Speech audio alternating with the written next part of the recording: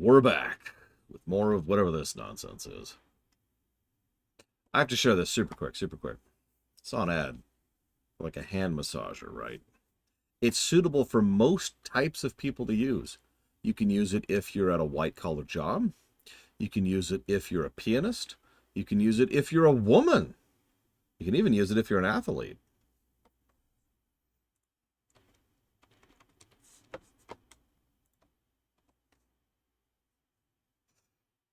Yeah.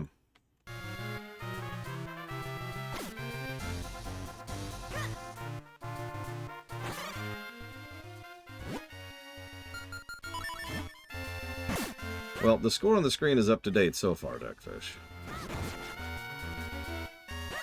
I don't know if we're that far in. Act. We're approaching Dungeon 3 of 4. Well, of 6 total.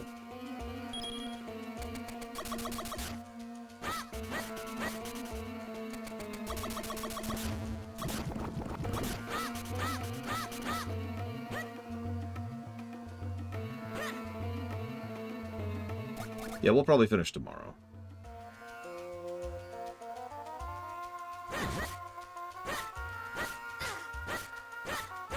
That's an interesting take on the Hyrule theme.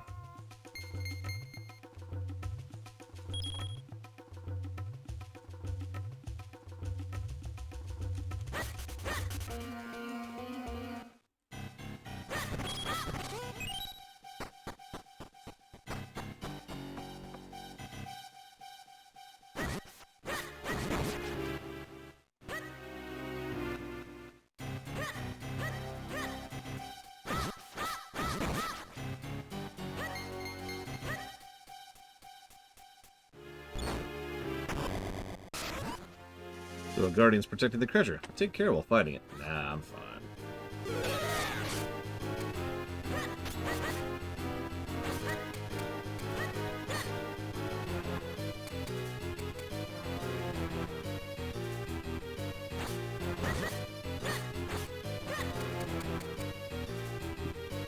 Snakes don't have time to smile.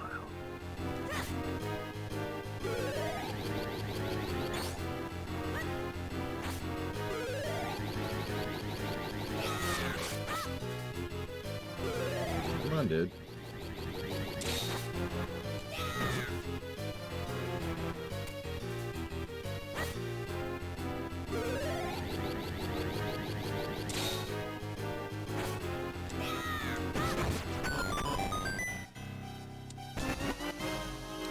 Gold Kinstone piece. We haven't even seen these yet, but these are pretty much always mandatory to progress. So that's cool.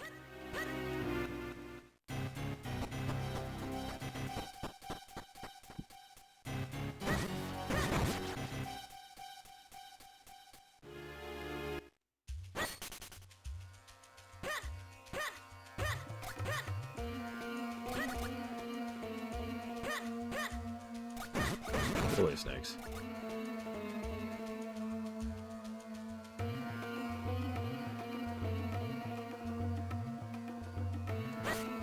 Yeah, they're straight up plot coupons. I mean, I know a lot of things in Zelda games are plot coupons, but no, these are straight up plot coupons. Me too, Yura. I'm starting to worry that Link's Awakening was like the outlier.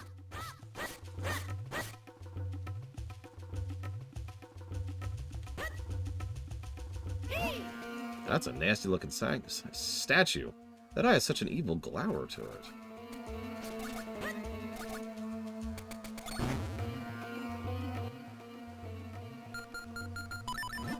Oh. Okay, whatever.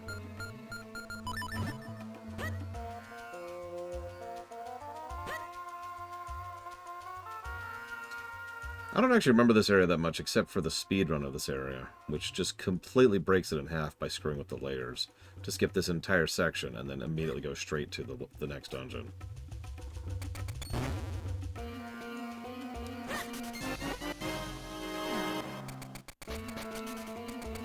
You know, that's fair, Bladeable.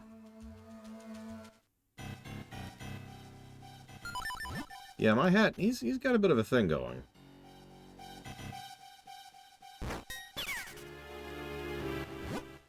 I want to sell you arrows, but you don't have a bow. Well, yeah.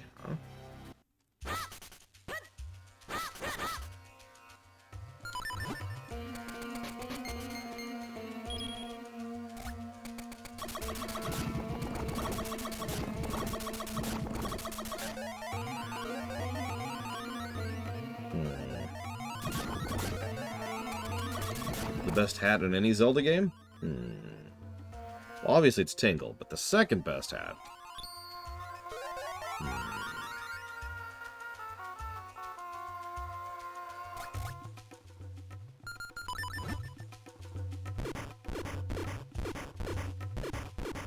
We do have that terrible, terrible Barbarian's outfit from Breath of the Wild.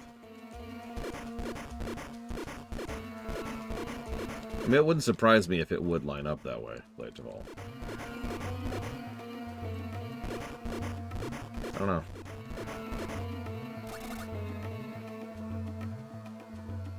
I mean, that wouldn't even surprise me at this point, Crazy Horse.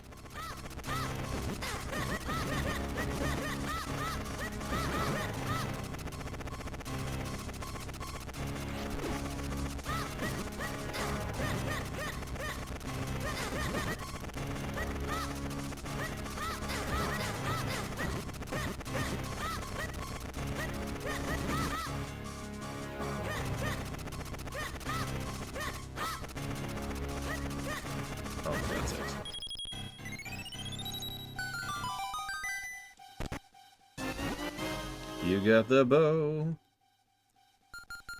Yeah, there's only 4 items we don't have so far. Which says something. Oh, goddamn. Which says something. We're also only missing 1 bottle.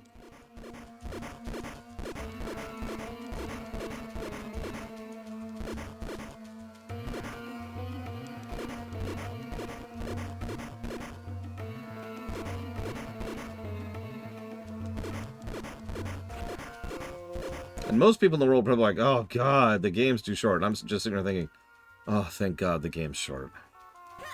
Like, it's a physical relief, you know?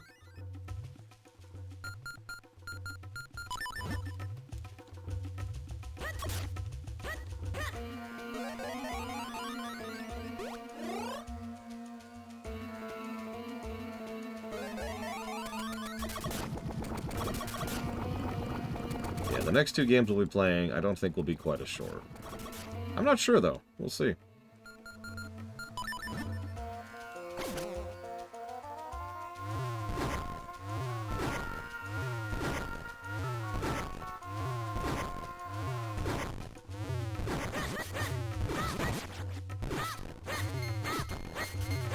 You know, I did just shoot that statue in the eye.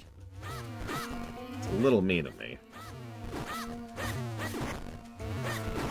I agree with you, Blade of All, which is funny, because I'm pretty sure Twilight Princess will be our best scoring Zelda game, but as you have pointed out many, many times so accurately, Blade of All, long and short isn't really the important part. The important part is it the correct length for the game in question?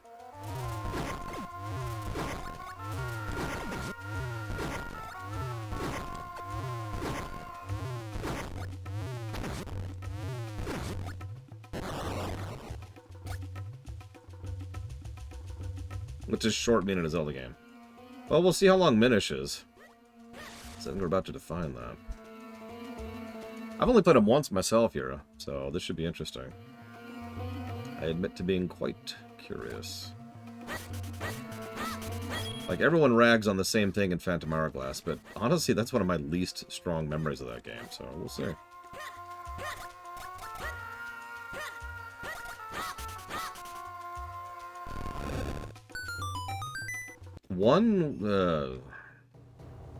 Could someone go check the website and see how long 1 was?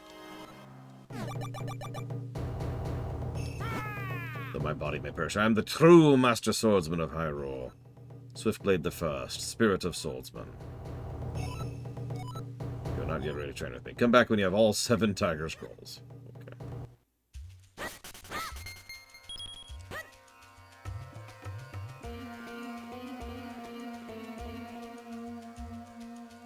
Thank you, Doom Riders. So there you go. 1, counting second quest, was 13.27 hours. Over half of that was second quest. First quest is actually pretty smooth. It's still a little bit too long, but that's because Dungeon 8 is total bullcrap, and so is 6, for that matter. I sure hope so, Pillars of Snow, because if I don't, I am screwed. But yes, I even know what you're talking about. Yeah, fun fact, I am one of everyone in the universe who did not figure out that particular puzzle. At least not naturally. Or I guess completely naturally. Let me try to explain that a little bit better. I closed my DS in frustration and then came back to it hours later with the puzzle suddenly solved.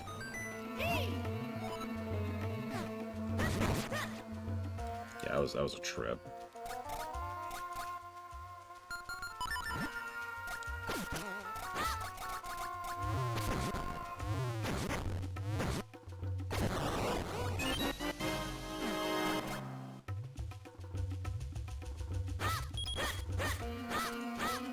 I was going to share this anecdote when we got there, but supposedly that was on purpose.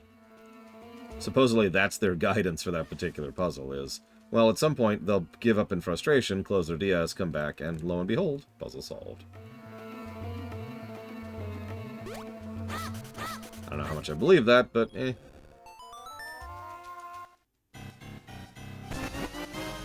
So that's 2 of the gold kinstone pieces.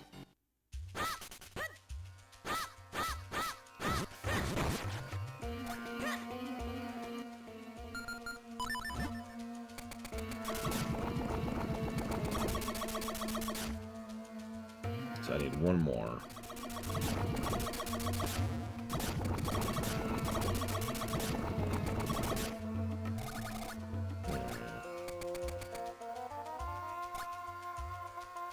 Oh gosh, I don't know what my first fourth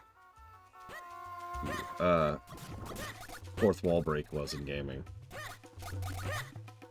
Like my first thought is Super Mario RPG, because they did a bunch of that there.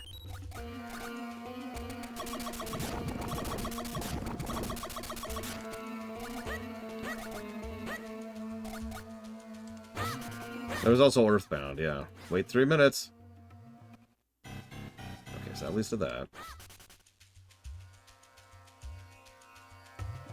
It is probably something on the SNES for me. I'm not even count Chrono Trigger's super secret endings.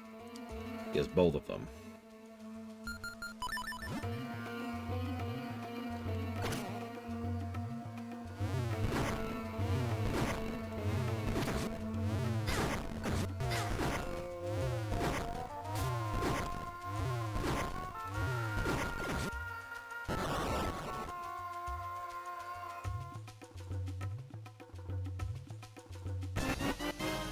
Blue kinstone piece, so that's cool.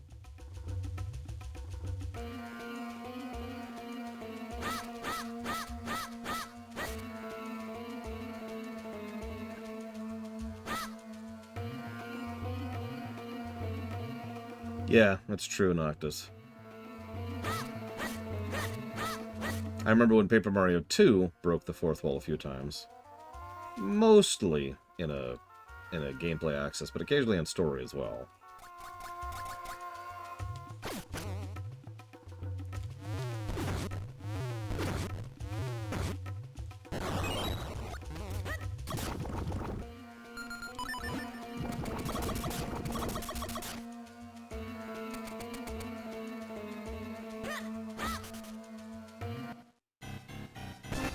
There we go. There's all the kinstone pieces. See what I mean? Maybe you don't. Maybe it's not obvious.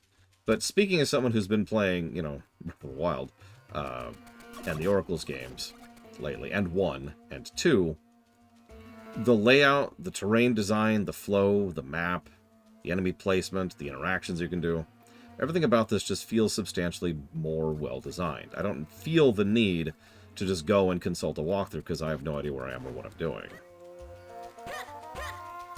There's a reason I was doing those tests during the Oracle's runs, to see how long some of those dungeons would be, even if you were using a walkthrough. Apparently there's even stuff I missed. I don't believe Crazy Horse. I think Crazy Horse is insane. Yeah, I realize I shouldn't have included Breath in that particular category. However, I will freely admit there were plenty of things I felt the need to look up in Breath. Because, you know, duh. There's a lot of crap in that game. Sorry, there's a lot of stuff in that game.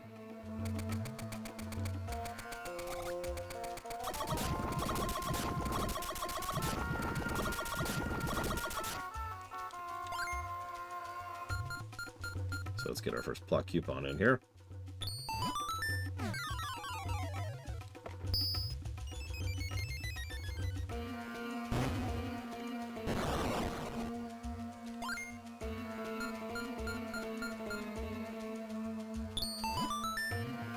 That's true. There are Korok seeds. It's been frustrating not having to deliberately not look up behind-the-scenes stuff on Tears, because, as you might imagine, there are quite a few interviews about Tears that I've just had to been ignoring, because I don't want to spoil anything. No men. You know the saying.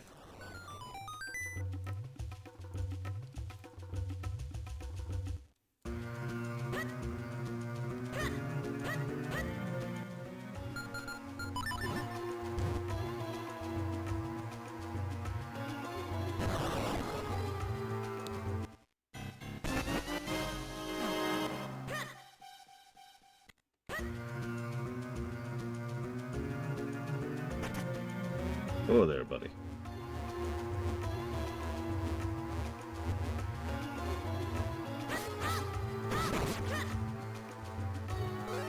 Listen, the only thing I know about girls is they have those girl parts, and those are just terrifying. Huh, this one's not getting up. Oh well. Visual shorthand is something this game does too. Those little ladder things you can see pretty much immediately indicates, hey, this is a thing you can do as small. Thus indicating stuff like this. And here's our quick tutorial for how that mechanic works.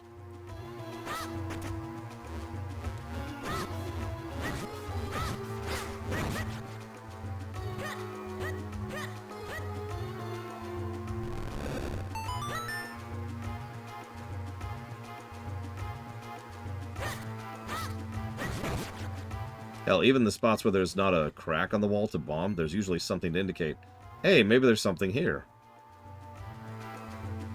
No, why do you ask here? I don't think I did. Drop rate so far is pretty decent. We're not using dynamic drops. Instead, everything just seems to drop at a fairly high rate regardless. Which is an interesting approach to avoiding dynamic drops.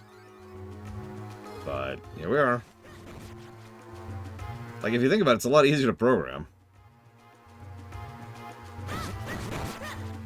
Dynamic drops pretty much requires there's at least an extra script going on in the background all the time.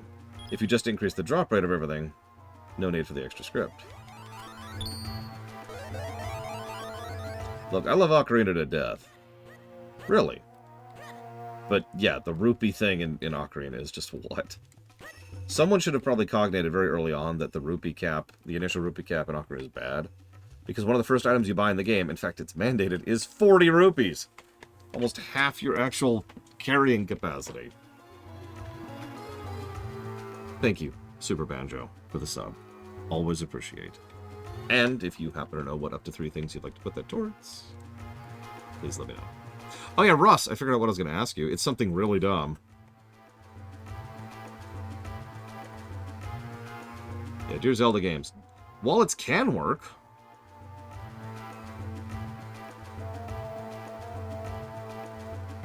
You gave me a sub the other day. It was a gift sub. You probably told me what you want to put it towards. But I didn't get that. What do you want to put it towards?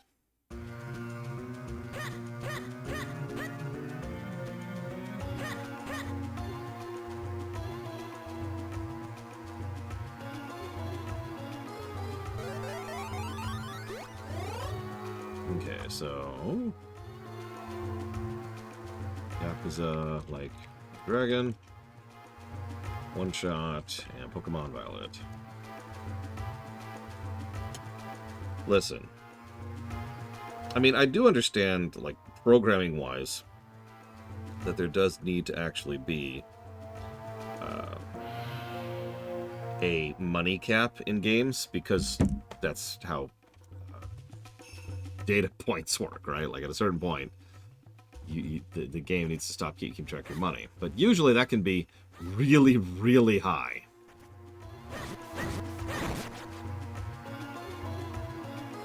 Like, there's a reason a lot of games had 65,000, etc. as the money cap.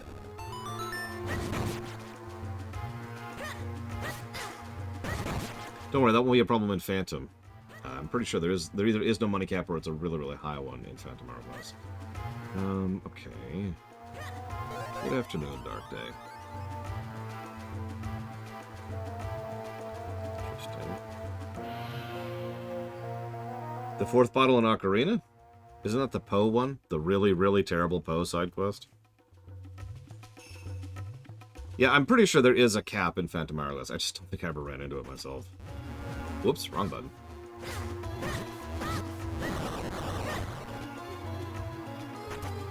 Die, monster. Monster statue.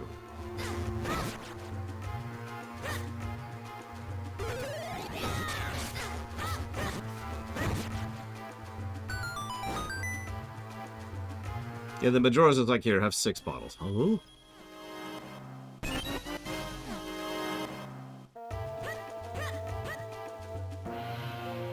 2005, Dark Day.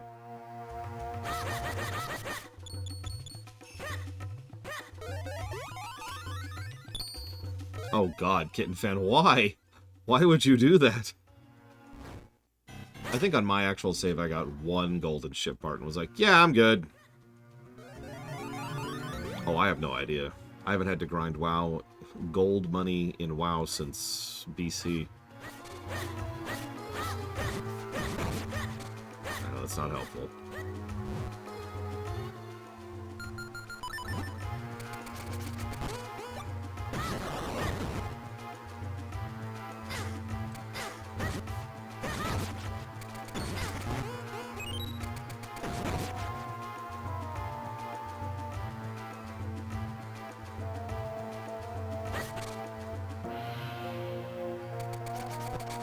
Well, 100,000 gold is really easy to get at this point. It's like maybe a month of hitting raids every week. Old raids, I mean. Pretty much from Kata onwards and you're good. Also make sure that when you see those... Hang on. Those world quests that give 1,000 each, knock those over too. Oof. And there you go. Boom. Money. So, Coat or 2. Sonic 2D block. Max Payne 3. You got it. Thank you again, Super Banjo. Well, that's the other thing. The money caps only matter if there's stuff worth buying. I will admit, in many Zelda games, there are things worth buying that I just get into the habit of not doing because of the money cap. To use an example, in LTTP, the potions you can get in your bottles are actually arguably better than getting fairies in your bottles. Thing is, those are expensive, and they will drain your account dry very, very quickly.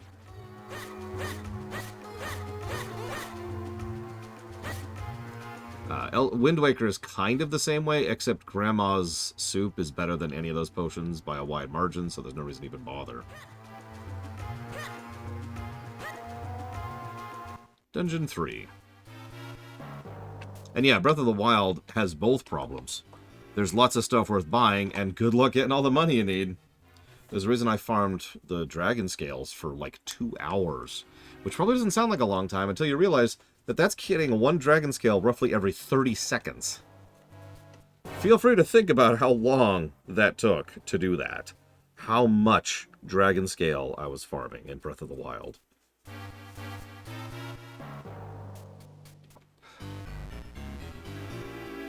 Thank God for that, Ross. Like, I don't really mind there being stuff to spend money on, like I said. But if you're going to do that, there does need to be a regular flow of income going through it. You need to have a money fountain in addition to a money sink.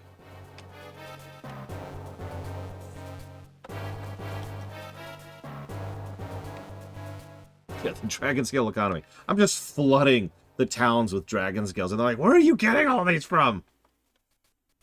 Don't worry about it. Fling, fling.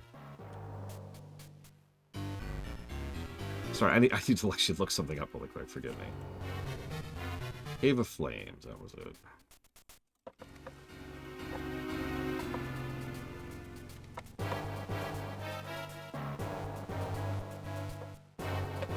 Yeah, arrows was another irritant for me. Especially since I cannot believe the way that the shops restock arrows in Breath. It is so meticulously designed to be as bad as it is possible to be. They're very expensive, first of all, in a game where rupees are already an issue. There's only like five vendors that sell arrows, and they only restock when a blood moon hits. Sorry, they only restock when a blood moon hits. And they don't restock if you have more than 50 when the blood moon hits. Which is just, like, if you have 51 arrows and a blood moon hits, you have to wait an entire new cycle if you go below and you want to buy new arrows. That's so stupid. Yeah, and the infinite arrow spawn, which was the way I finally solved the arrow problems, is 10 arrows per reload. There's a reason why I would, like, try to warp there, get arrows, and then go to wherever I was actually going, and just made it a part of my overall navigation, just so I could make sure I was always flowing some arrows back into my quiver. Now, don't tell me, okay? I don't want to know. But if there's one thing I really hope for, it's that we can do even more like Terrytown in Tears. Because that was a fun quest, and that was an awesome concept, and I'd love to do more than just, you know, recruit people and bring them there and access new vendors. I would love to actually be able to build some stuff, set some things up, you know, maybe do some customization stuff, you know, just kind of Sims it a little bit, right? That'd be cool. Don't tell me. But I have been negligent, and I need to unnegligent. I didn't even get a nap. I was going to try to lay down, and my allergies prevented me from being able to rest, so which I'm sure some of you understand. So instead, we're going to have the train graveyard. Yes, yes.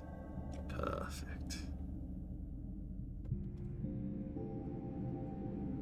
This is actually not the song I wanted. I wanted this song. There we go. Perfect.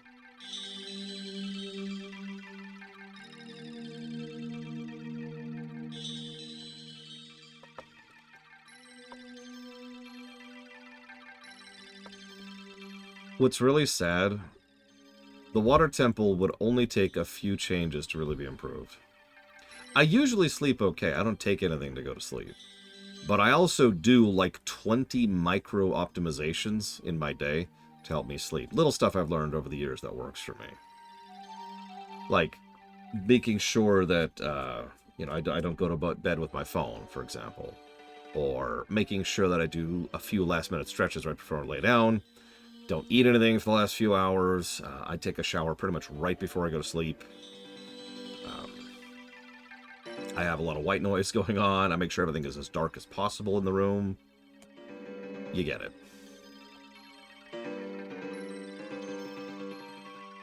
Well, hopefully I'll be able to explain that when we get there, Kitten Fan, because I have only vague memories of that temple, and I hated its guts. But I've also only played through it like twice, 3 times, something like that, so we'll see.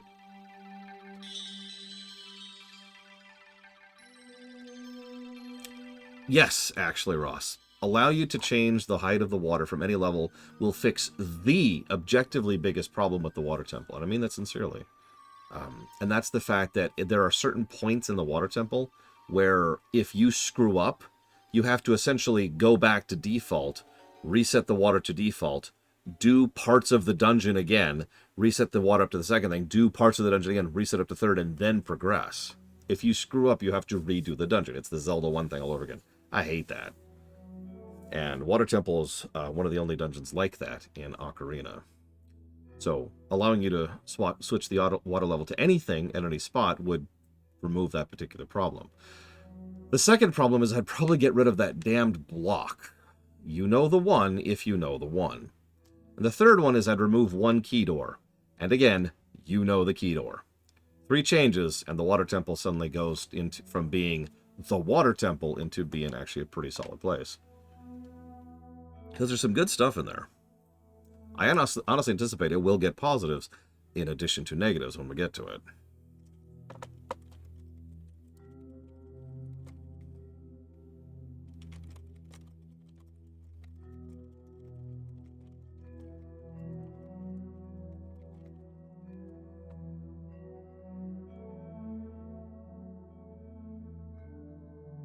Is the water temple actually that bad? The water temple is bad, 100%. If you just look at it analytically, it is a bad design dungeon for the 3 reasons I just listed. There's actually a 4th, which is a much more minor issue, but is nevertheless an issue. The 3DS version actually fixes that a little bit with a little bit better camera usage and visual distinction. But is it a triple negative dungeon? No. That's just why it's memed on.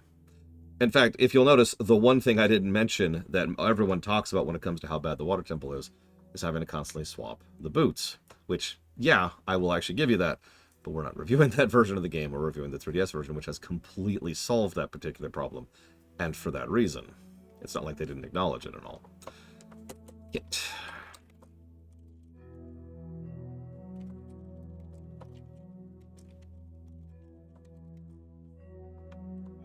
Not being able to use your sword underwater isn't actually that big of an issue because the hook shot exists.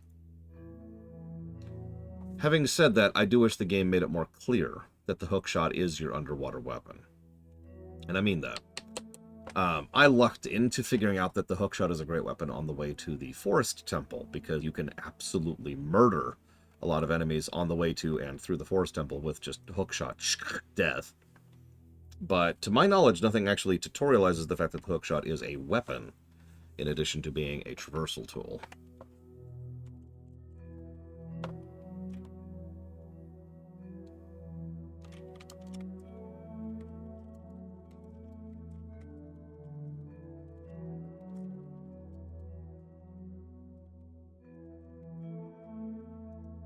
Yeah, you need to open the temple, but that's traversal, again, not, you know, not weapon, which, again, there's a difference. Like, you know what I mean by that. You know what I mean. In a lot of these games, there are items you use to solve puzzles, and then there's items you use in combat. And the two don't often drift into each other. So that's going towards Colony Ship, Gothic 1, Mass Effect, Andromeda. You got it.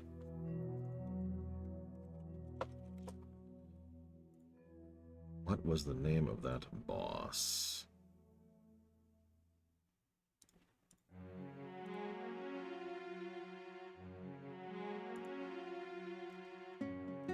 It doesn't help that the hookshot is almost immediately tutorialized, Gleerog, as a tool, as a way to traverse.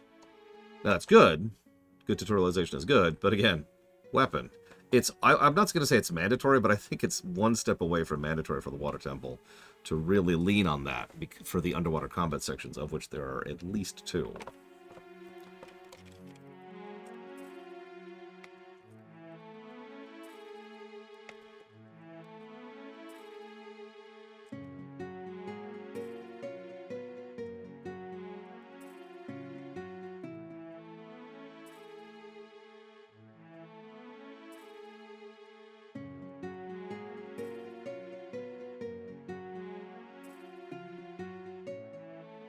Shadow Temple might, Ross.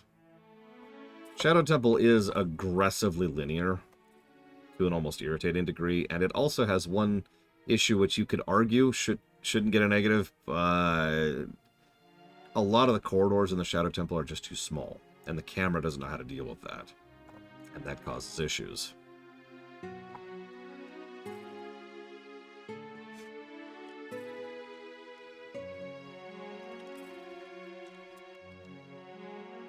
Is the Master Quest Water Temple better? If by better you mean worse, then yes.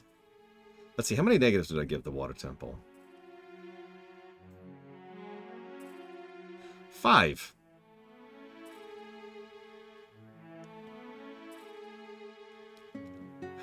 Here, I'll read it out for you. Water Temple, Master Quest. You saw this coming, but even I was shocked about how bad this dungeon really is. The Water Temple is already problematic, memes aside, but this monstrosity. First, there's multiple interactions that are flat out not tutorialized anywhere else, even as in passing as being possible, which are required to progress. This leaves the player staring at the puzzle and having no idea what they can do to begin solving it. Then you have to make sure every major puzzle and encounter occurs in small areas where the camera constantly gets in the way of things. Then we added puzzles that require lengthy backtracking, where any screw-up makes you start all over. It's the same problem with the vanilla, but much worse. Then we add the general arduousness of the entire temple because everything takes so damned long to do, even once you actually have figured out what to do. And most damning of all, they pull the trick from the Zelda 1 dungeons, one-way failure loops. At a certain point in dungeon, you screw up, good luck getting the state of the temple back the way it was. Generally speaking, the only way to do this is essentially start the whole central room over and go through all the motions again, just like in Zelda 1. Screw this dungeon. Let's read my own notes here. I actually think this goes above and beyond the usual triple. So, first for the negative for the interaction, second for the bad encounter design, third for the padding, and then fourth and fifth for the penalty for failure problem. 5 negatives.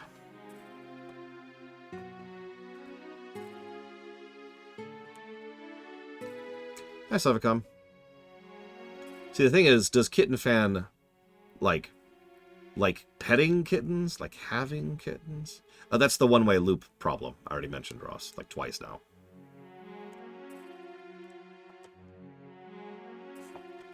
It's pretty bad, and it makes the whole temple worse. Cooking kittens, you know. Well, the one-way dungeon problem is weirdly common. I don't think it's going to show up past Ocarina, though. In fact, I think Ocarina, or no, excuse me, I think the Oracle's games were the last Zelda games that have the one-way problem, the one-way failure loop. They kind of walked away from that, probably because it's total bullcrap.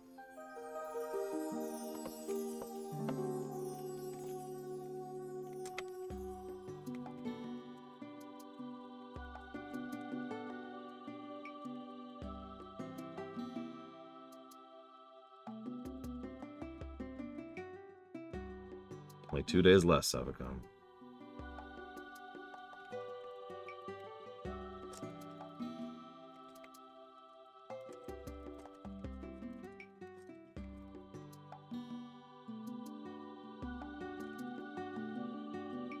Oh, the Fire Temple absolutely has that issue.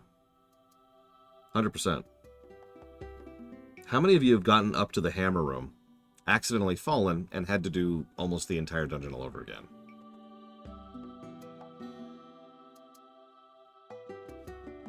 And the Fire Temple, again, this is a problem Majora's Mask, Snow Peak Temple, or whatever it has too. It's vertical, which is cool, but the pit goes all the way down, which is less cool. Because if you're like, whoops, guess what you get to do all over again.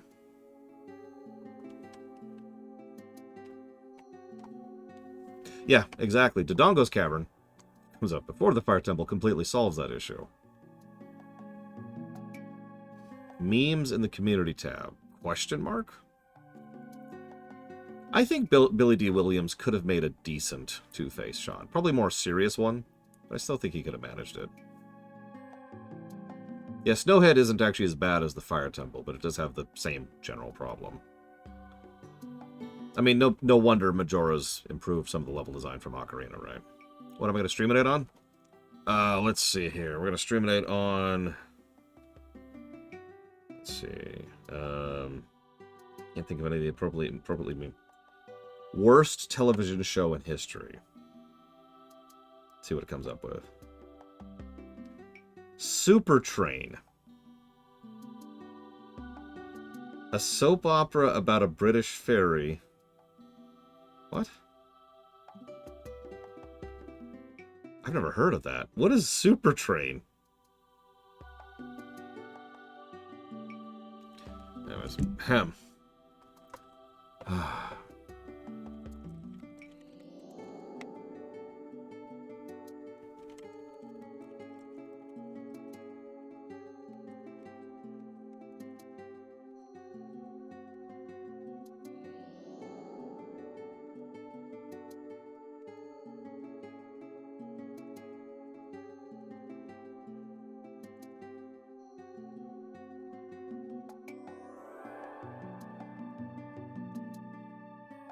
You know, I actually think I did the same damn thing, Ross. In fact, I can picture it because I remember where my television was at the point at which I was playing Ocarina of Time.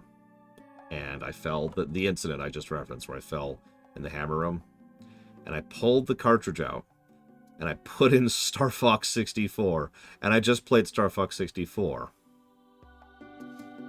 Because Star Fox 64 is awesome.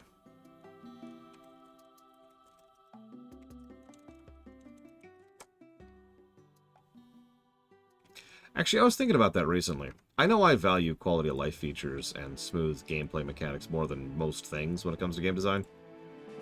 But, Fortress of Winds. I've also noticed over the years that there's a lot of games that I don't give as much credit to as I probably should. And those are games which don't piss me off. Right? I know that's such a terrible way to put that, but you know what I mean. We could probably name several games right now. Every single one of us could probably name a game where we enjoy it. We like replaying it. But there's that one part. There's that one section, right? And that one section just, I have to replay through this part. You know what I mean, right?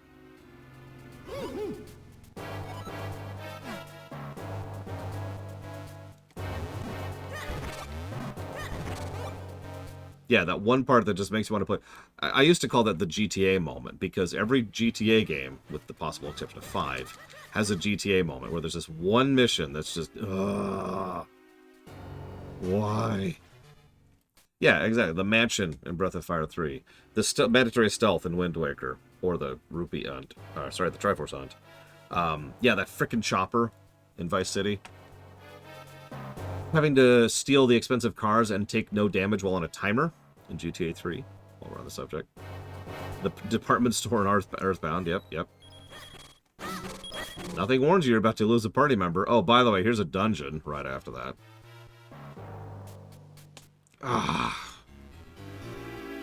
Lots of games have those kind of moments. Thus, I tend to value even more games that don't, which is why I bring up Star Fox 64. There's no stage in Star Fox 64 that makes me go, ugh. It's that stage. Ugh, you know.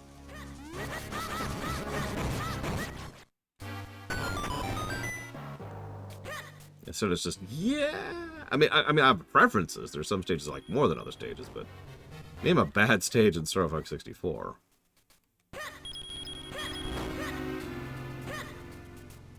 Hey, Baron. Actually, yeah, it's a better one. The gang warfare in San Andreas. It is why I like GTA 5 so much. GTA 5 has no GTA moment. Solar freaks me out, but like in a good way, as weird as that probably sounds.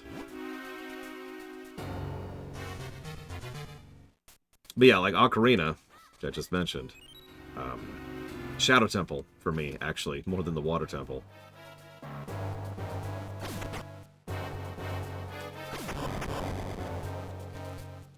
Every time I get to the... It's more like every time I get to the well, to be quite honest, but... Every time I do the Shadow Temple part of the game, I just go, ugh.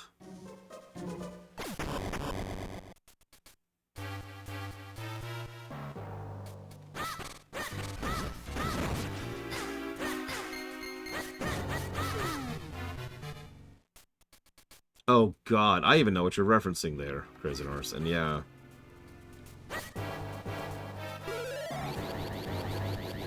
Oh, wow, Bledge Ball. I will admit, I don't personally have a moment like that in FF6.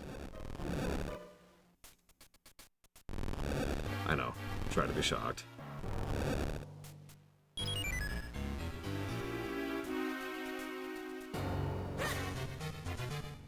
God of War 4 and 5 both pissed me off. 3 didn't, weirdly enough. I don't think 2 did either, actually. I'd have to double check that.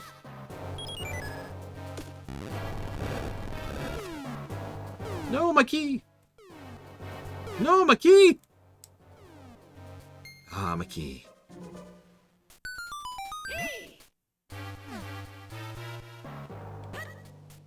No, I feel you, Bladeful. No judgment. I'm not getting defensive. Even though you have no taste and you're terrible and I hate you and you're Hitler. But,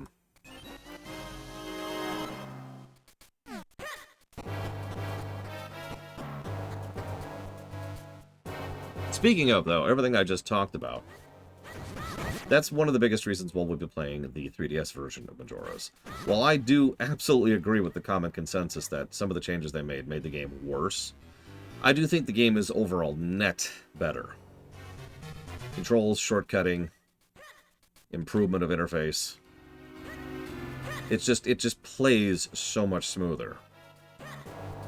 You know what I mean? Hell, even some of the visual design is better, and that's ignoring the fact that the fast travel system is dramatically improved in the 3DS version over the original. Hell, even the way the songs work is improved over the original.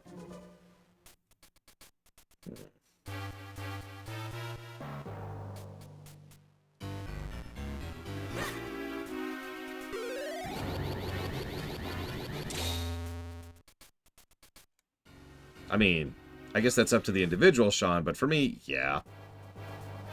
Well past tired of that. Whoop, whoop, whoop. Game? Oh god, I couldn't shoot my arrow.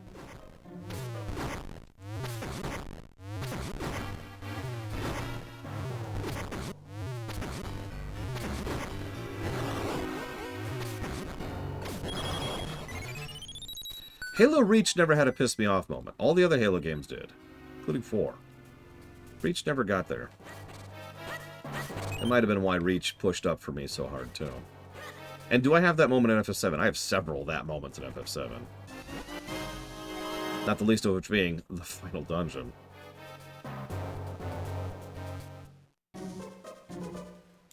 Chrono Trigger doesn't have a moment like that for me either, but that's probably no surprise. Undertale doesn't have a moment like that either for me. I've already done...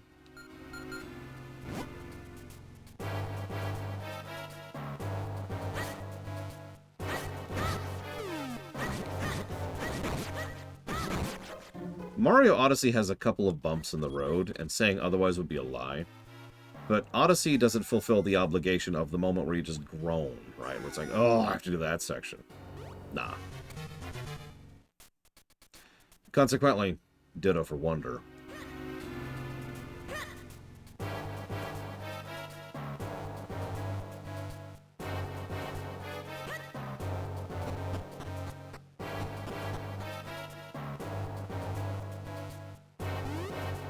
Although I suppose that's a valid point. If we're counting that...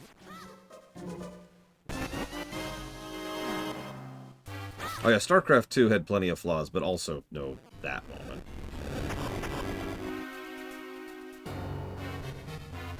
Like, you have to understand, I'm not talking about negatives. Every game has negatives. It's more like moments at which you just, ugh, I have to go through this part of the game. Ugh. You know? Yeah, D3 doesn't have a moment like that for me either.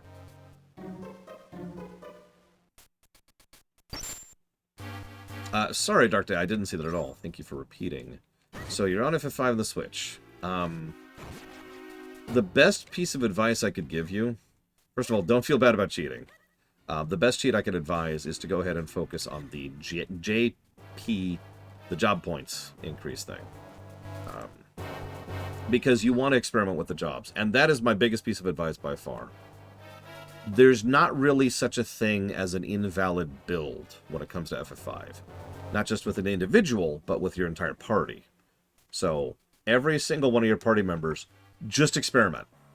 Just try whatever catches your interest, for whatever reason. Play around with it. Have fun with it. Screw around with it. That is the best time you'll ever get out of FF5, is if you're really using that system to its furthest potential. All characters can do all jobs equally well. They are completely homogeneous. The difference in stats between them does exist, before anybody tries to technically me, but it is so microscopic as to be irrelevant.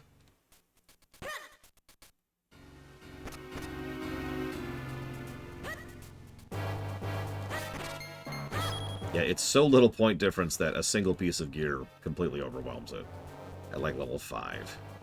Does equipment matter more than attributes? Yes! In fact, as early as FF4, the Final Fantasy series started having cool gear, and FF5 experimented with that more. And the Pixel Remastered version probably shows that? I don't know. I'm not sure. I haven't played it. I know the GBA version does, so it probably does.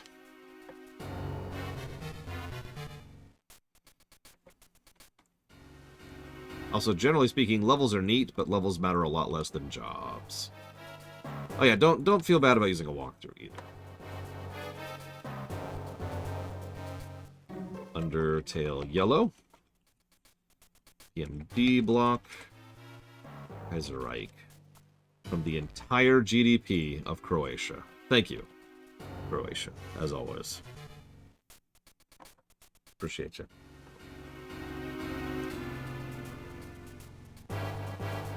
Oh yeah, Dragon Age Origins has 2 that parts.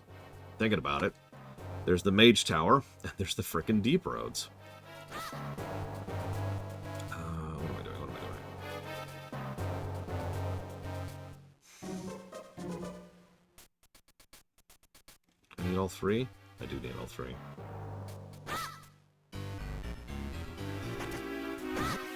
Yep, so we're gonna have to kill this guy. Death to the enemy.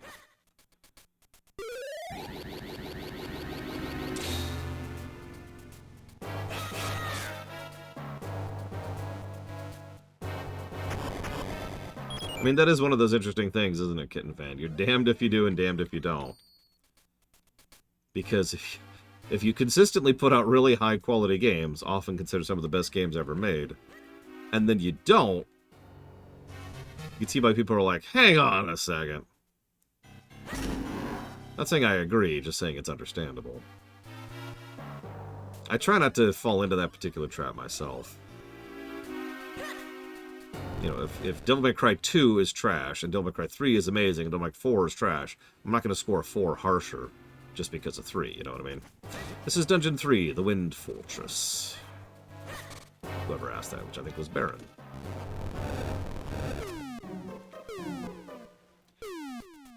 If I was allowed to only write 1 episode of Trek... Oh, gosh. Okay, so first of all, we have to dismantle the ban against genetic engineering. We have to get rid of the Prime Directive. And let's see, what else can we do? What else can we do in 1 episode? So far the dungeons have been legit, Rex. The previous dungeon is the best one so far, but then again we're only on, you know, dungeon 3 here, so whatever. Let's see if I can fall while small.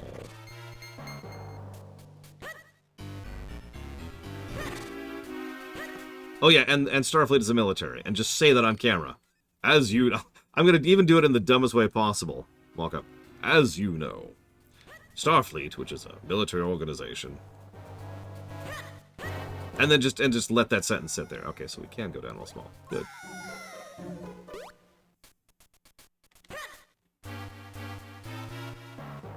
Hey, where's my... I didn't see one of my promotions on my desk, or however he says it. God, poor Harry.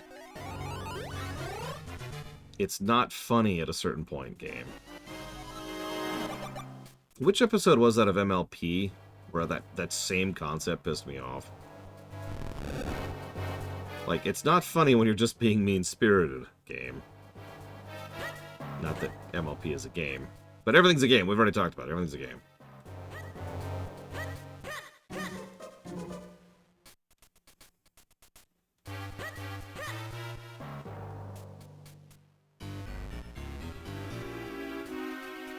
I do like going against the spirit of Star Trek.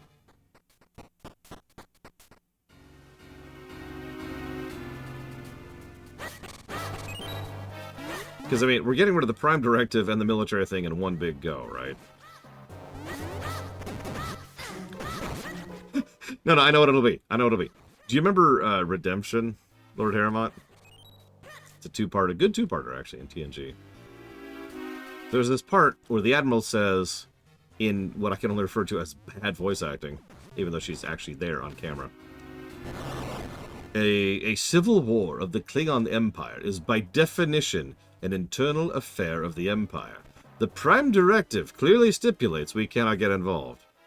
And I would just absolutely love it if someone then walks up and says, "No, you're an idiot. That's stupid." And then they immediately just start planning for how to intervene to help their allies amongst the Klingons. And she's just sitting over the corner pouting like...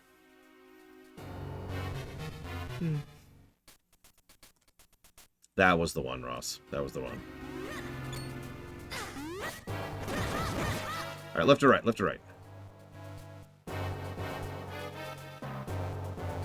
As you know, although Starfleet is mainly engaged in exploration, we are a freaking military.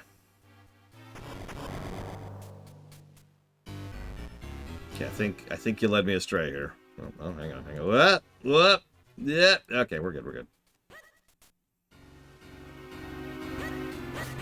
Oh yeah, into the pit. Yeah.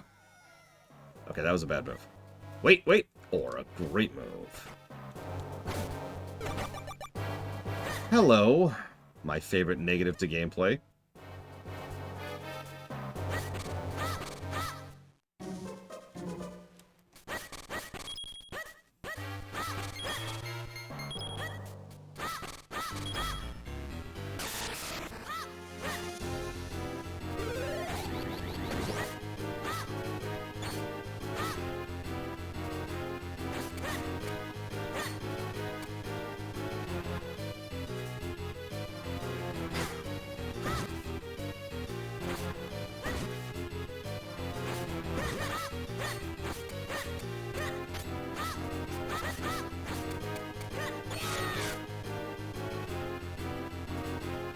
It was you, Crazy Norse.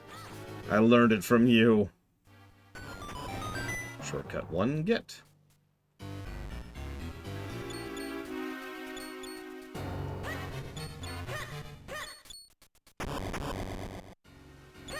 Listen, Spartan, I'm not here to tell you you can't enjoy terrible television. However,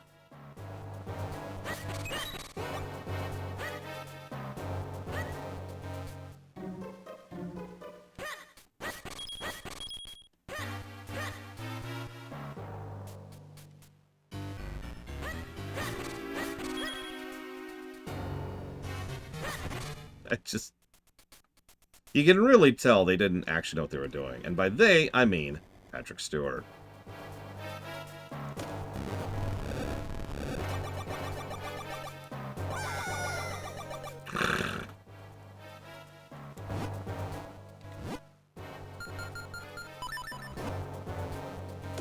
Hey, Game Geek, one moment, please.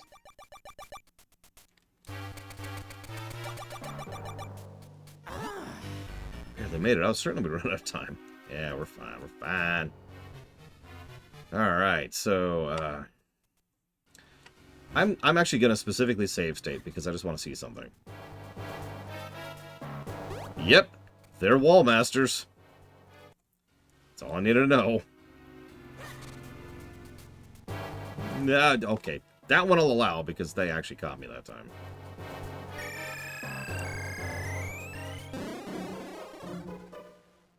Anyways, thank you, Game Geek, very much. And let me go ahead and jot that down. I mean, see, that would make sense, R-Spruce. I asked just the other day, how do you make the Wall Masters not a negative to gameplay? That's not a bad way to do that.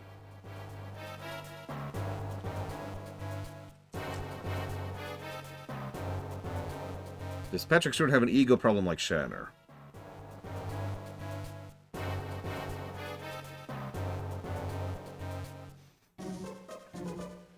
Let's divide that into two questions. Does Patrick Stewart have an ego problem? Yeah. Is it the way Shatner had it? No.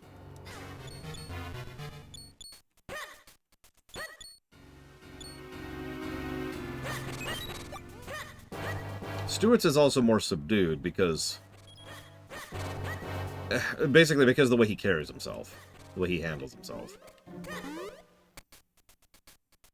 Who's worse?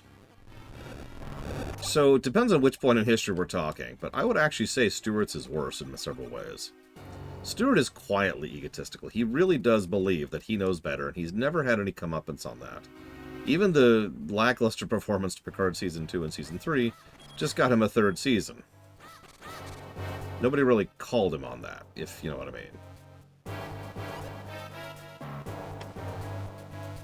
Yeah, exactly. Like, Shatner's ego was certainly a big, huge problem, and tried to say otherwise would be inaccurate. But Shatner actually had that comeuppance moment, and he actually managed to turn it around pretty well, too. 3 different? So we have to do 2 different. You got it, Game Geek. Give me one moment, please. Shatner is much more of an asshole than Patrick Stewart, 100%. That was true then, that's true now. Cocoon. Foster Factory.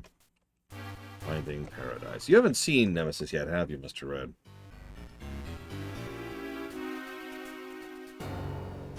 There's a scene.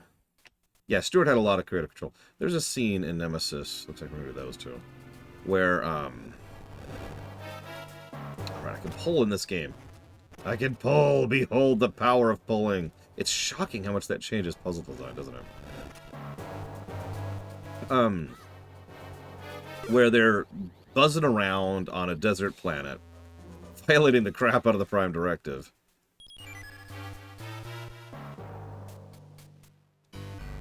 Okay, that makes sense. In order to find some stupid thing. Hang on just one sec. So it's going to be that. So that. Okay. So they're just tooling around on this planet in this giant dune buggy thing. And that probably sounds awesome. And, you know, honestly, it should have been awesome. It wasn't. It should have been really cool. Instead, it's extremely stupid. And that is pretty much 100% Stewart.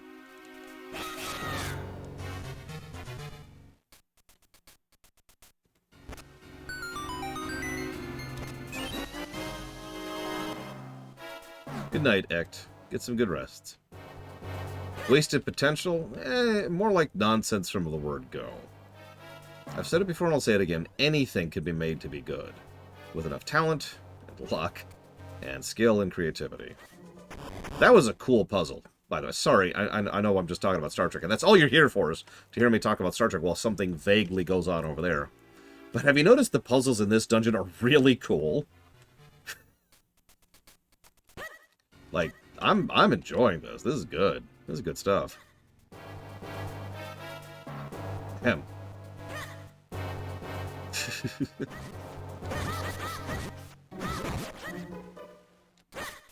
Gotta kill the wall masters. Very important.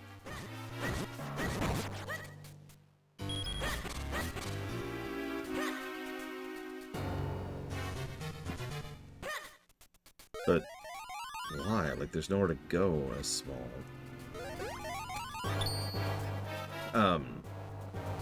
But yeah, Stewart, he's... Like I said, any idea can be made good. Yeah, there's nothing to do here. But they didn't even try. For lack of a better way to put that. It's a good question, Backseat. I don't know. And yeah, we need the digger tools for this section. Okay. So we'll come back to that.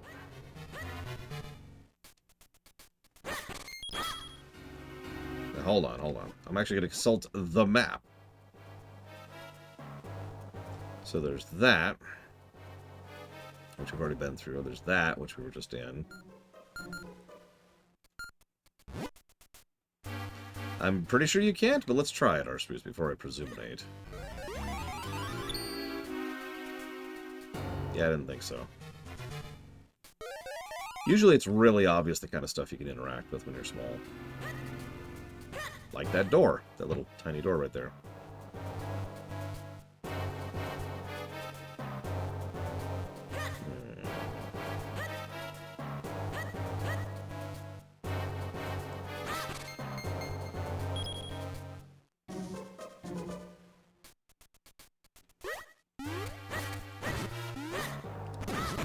You know, I never killed the other guy.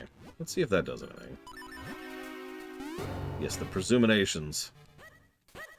I presume that the Switch 2 will come out next March to May. Somewhere in that range. You can quote me on that. Nope, that did nothing.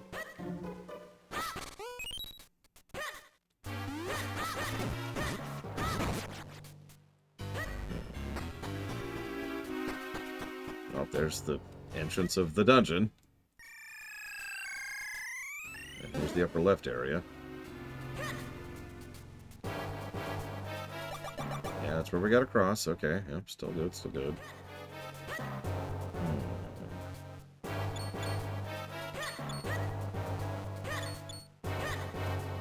It's the first time I've been stumped this game.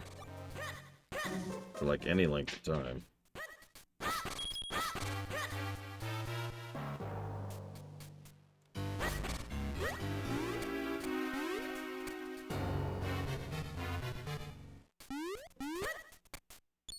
And yeah, I already got that, and that leads there.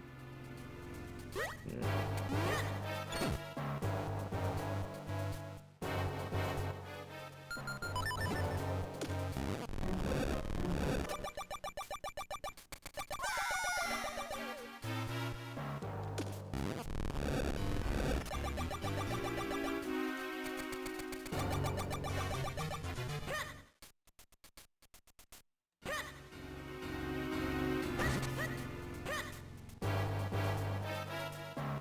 That was the cool puzzle that everyone felt the need to comment on, because it was a cool puzzle.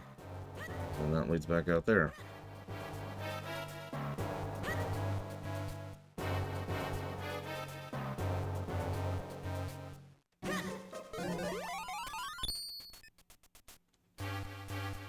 Wall masters do not notice you when you're small.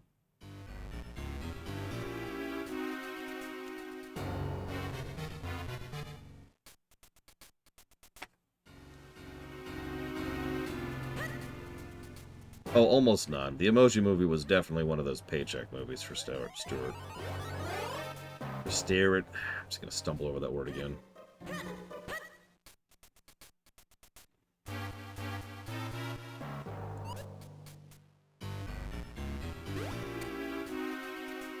No, it's one of the first things I tried, Kitten Fan.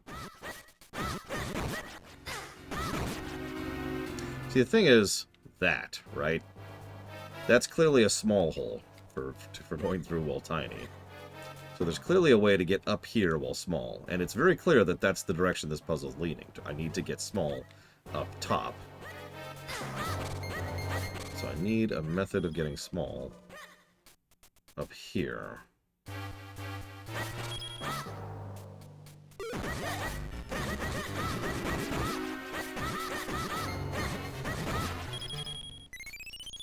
Like that.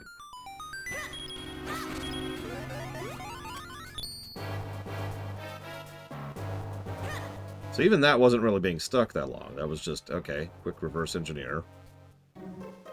This is where we need to be. This is what it wants us to be. So how do we get there at this point? Boom.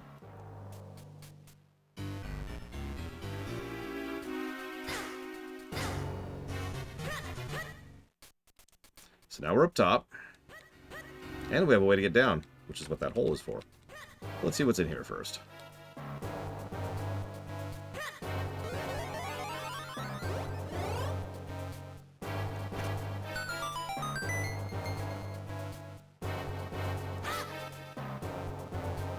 But I don't have the digging thing! Not that I know that exists or anything like that. Okay, well that's actually frustrating, so now I'm stuck again.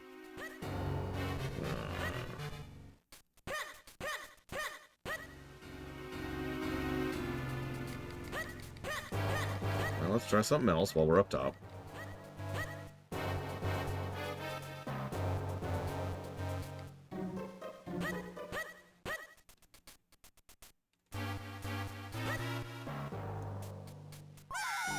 Whoops. Just gonna take that damage there. Don't mind me.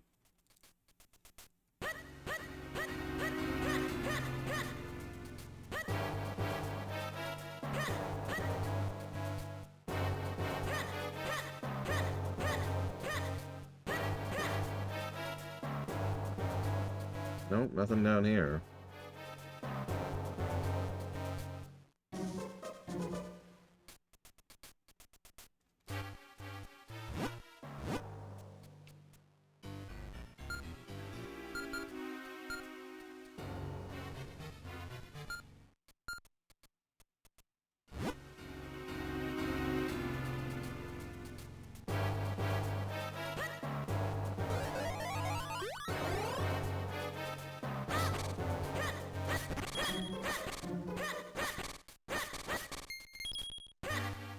Why do I smell Philly cheesesteak all of a sudden?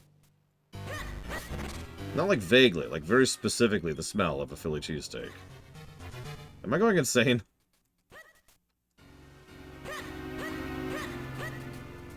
Actually, hang on. Before I try this new idea here, let's double check something. Excuse me. Excuse me. Excuse me. Excuse me. I hope not. It's way too early for dinner. Yep, nope, this is just a digging room. Okay, whatever. They actually don't have Quiznos around here. Yep, nope, that's just the gray matter. This is what I get for not taking a nap right here. Hey, Nemesis. Okay, if this isn't it, I'm gonna go ahead and look up some stuff.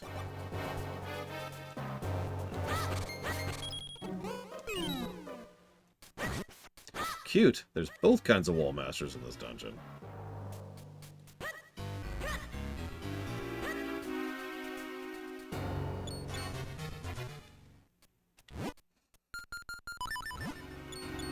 Listen, Papa Nerd will infect because he loves, okay?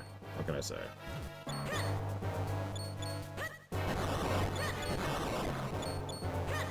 So at one point in my life, I thought I preferred Subway over Quiznos. Turns out, no, I just happen to have a really good Subway. Because then, you know, I moved and got Subway in the new place. I was like, wah! And then I discovered the wonders and joys that are bad Subways.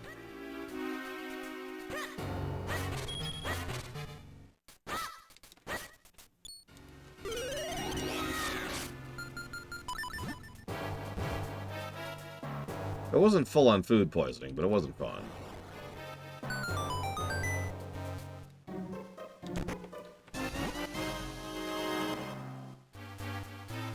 Jimmy John's, I admit I have a weakness for, even though they're terrible about delivery. Diggy diggy.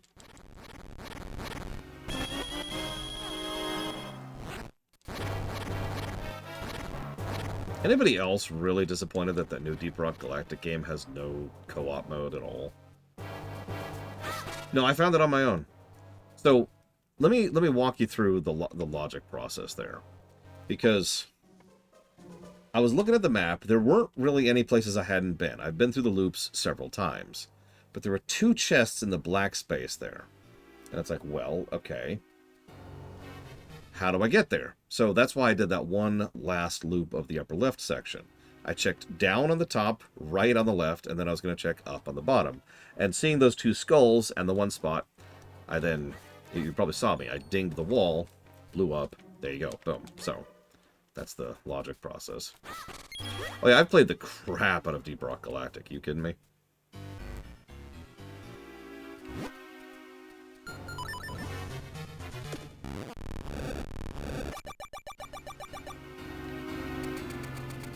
Honestly, I feel embarrassed. I probably should have caught that my first time through that loop, but whatever. I'm dumb.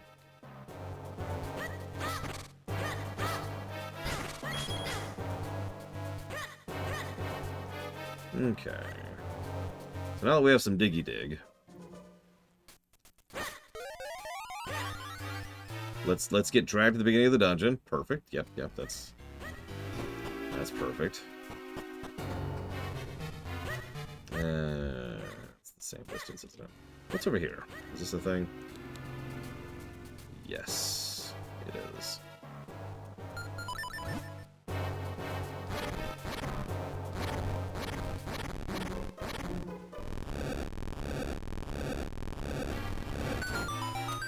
By the way, engineer, when it comes to diggy dig.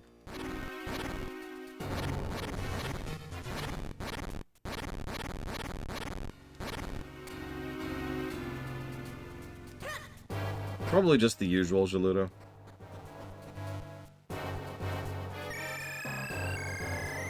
This is a weird shortcut, now that I think about it. Because this is such a small dungeon. I guess it's to get back up here quickly. Me too, Rex. They did it in the first and the second dungeons, too, if you're paying attention.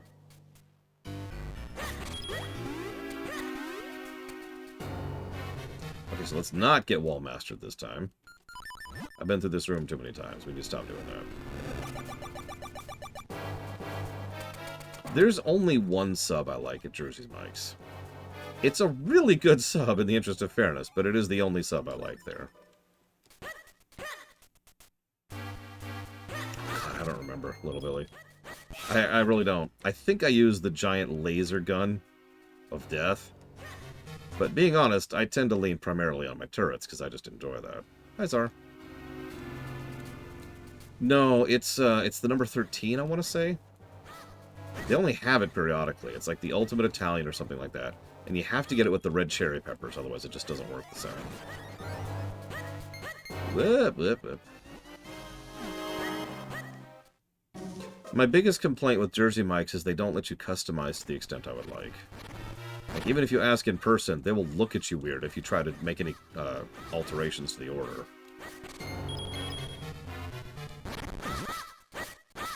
And if you order online, they absolutely refuse to do any alterations.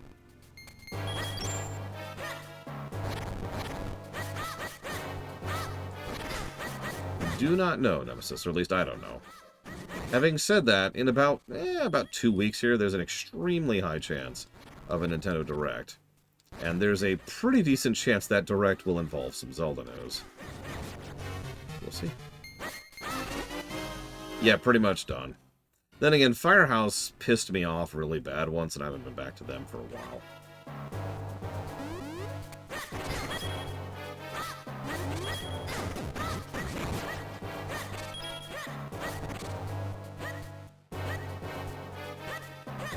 I know what you're thinking. What?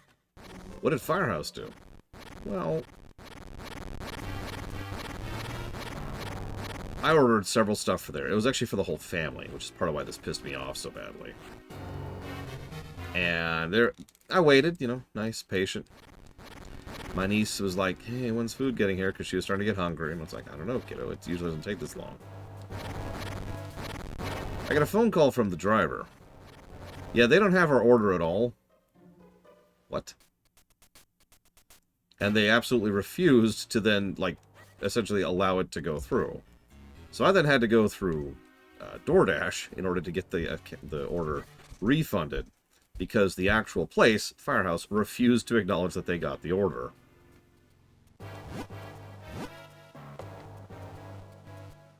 Not overly happy about that.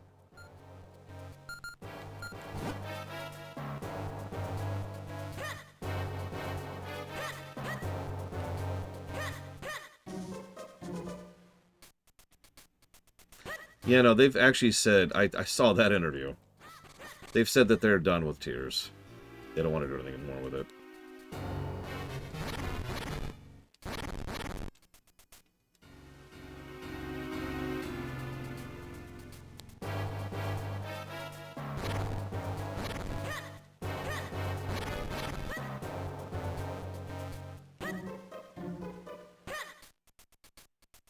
Actually, in this case, it was fully Firehouse's fault.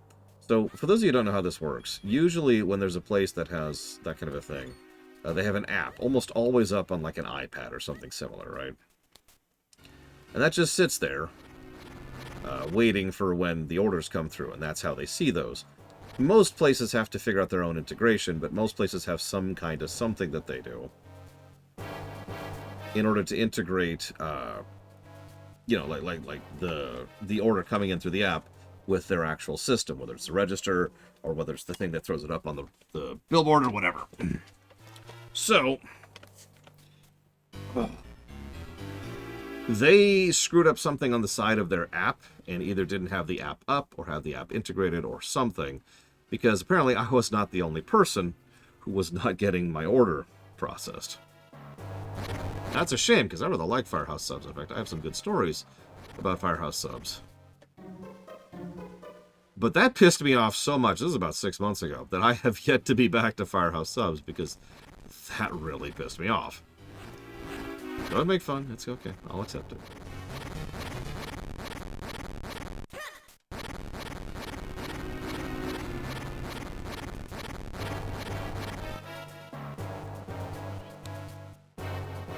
Could food delivery be made into a branch of the USPS? Let's answer the actual question there. Could we make...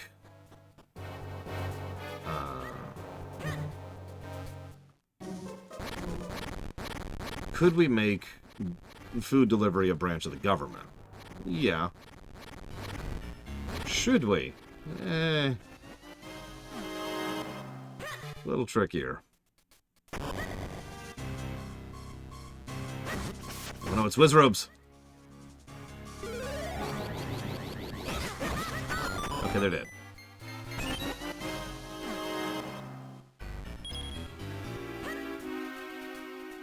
Did I complain to Corporate Firehouse? No. That's nothing to complain about.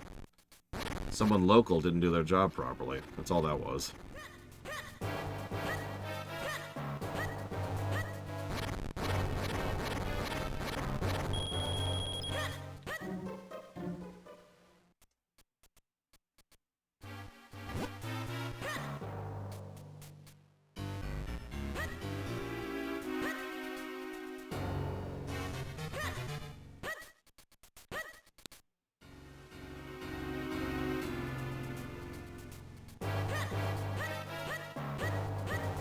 I apologize. There's a room I'm looking for that I'm not finding, which is the reason why this is taking me so long to get through. I've basically solved the dungeon, but I'm missing a key somewhere. And it almost assuredly is something I have to dig through. Yeah, that's the entrance. Okay.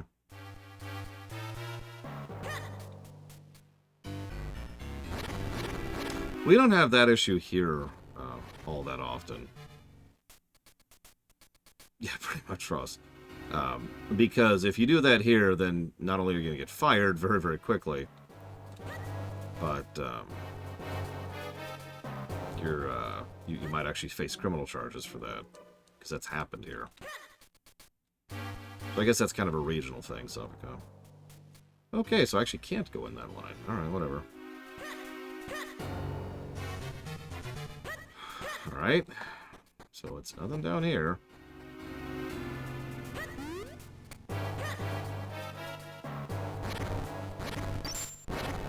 And this shouldn't be a key, but you never know. Oh, yep, that's just a kinstone. Yeah, no, the funny thing is that's also extremely easy to track, Savicom. Like, if a driver steals food, it's super easy to tell. And there are mechanisms in place to check such a thing.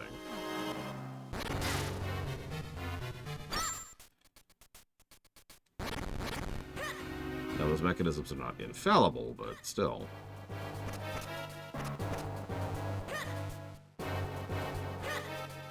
No, I'm good, Noctis.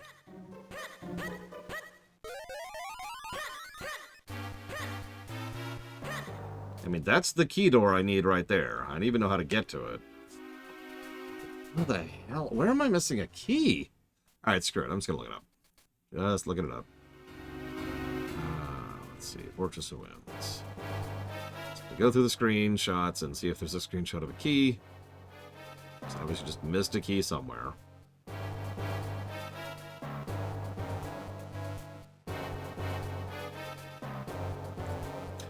Oh, right. So that would be... Oh, God, I don't know where that is. Go down.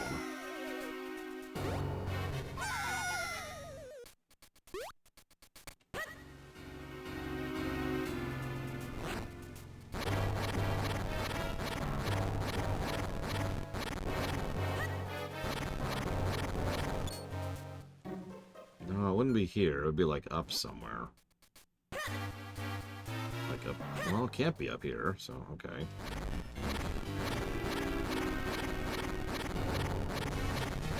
God, I even remember the scene, but I don't remember which room that was in Noble Name. It's on me for not paying enough attention, I guess. That's funny, because I've been paying more attention to the game than usual. I even stopped talking about Star Trek. If you can believe it. Clearly, what I should have been doing is just talking about Star Trek this whole time. So you see, there's this thing called the Prime Directive. It's what you get when you try to insert your politics into your frickin' show. Or, sorry. That's not actually a joke, though. That is where the Prime Directive comes from. So I feel like it was on the right side of the dungeon.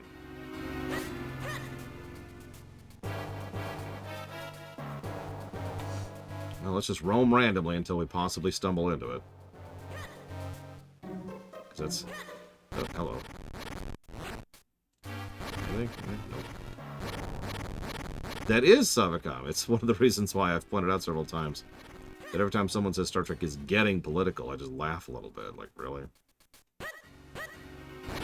Hell, even I insert my politics into Star Trek. Prime Directive's dumb, and they're a military. Just like Lord Harrimont said. Nope.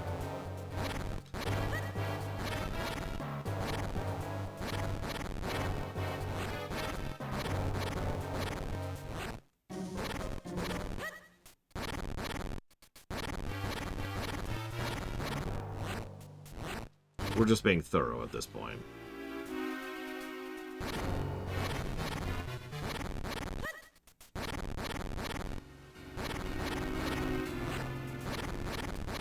If you know where it is, just tell me. I have officially given up on finding it other than just roaming the entire dungeon, room by room. I do not know where it is.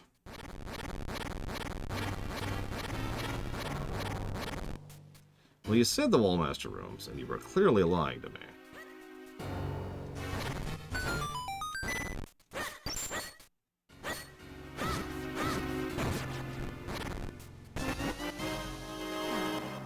Getting a lot of kinstone pieces, though.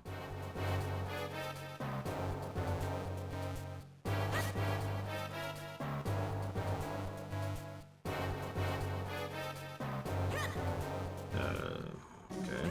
To the right, then.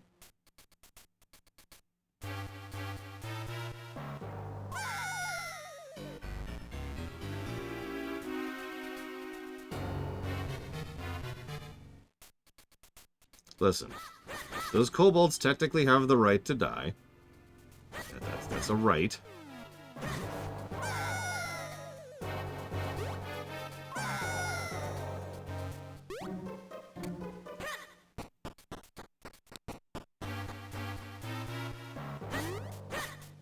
I won't, Mr. Red.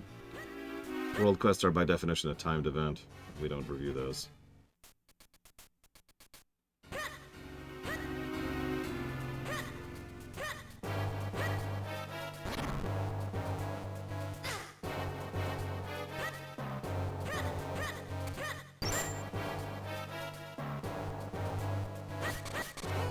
Okay.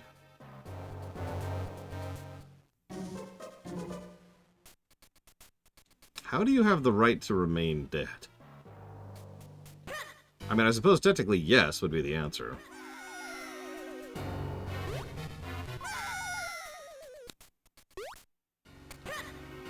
Listen, we cannot contaminate those people, Crazy Horse.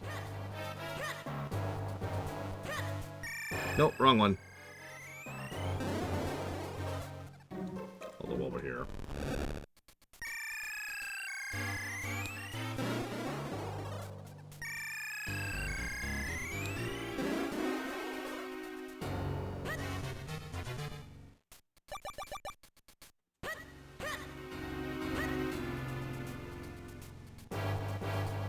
I'm getting real tired of having to go through this stupid section of the map over and over and over again, by the way. Because I just keep having to go through this same goddamn section. Not this. The thing I'm about to do. Like, I've had to go through this room right here, like, 6, 7 times now.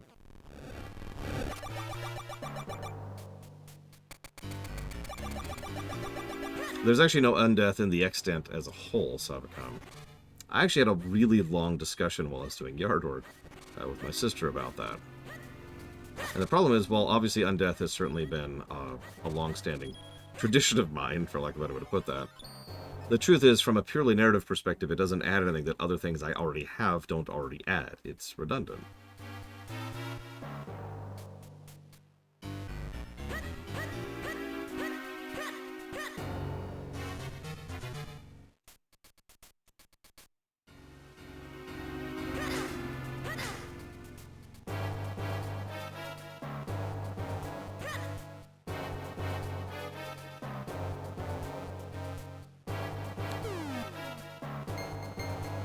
Aha!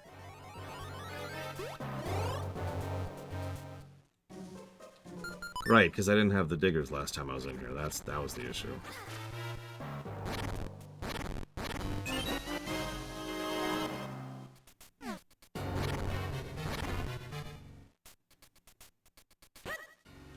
Thank you, our Spruce. Okay, so now we're done. We can just go solve the dungeon now. This really is the water temple. We have found the one key we were missing. I gotta remember how we even got over there now. My brain is gone. And we got these guys in the way, so excuse me, excuse me.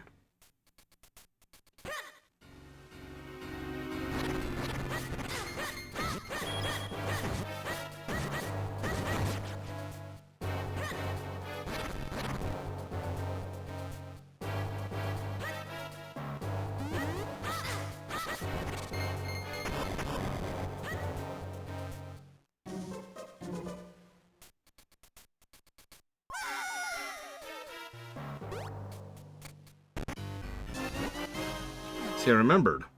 It's like, hang on, was it the left or the right?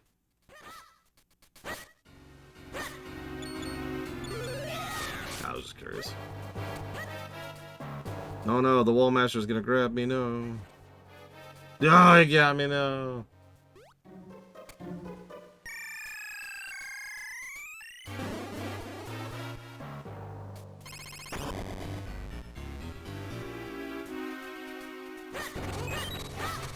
I have a feeling we'll be using the bombs in here. And by bombs, I mean bow, the other B word.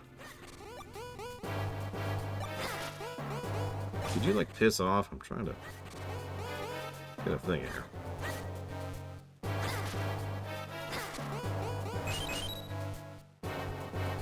Hey, Reuting.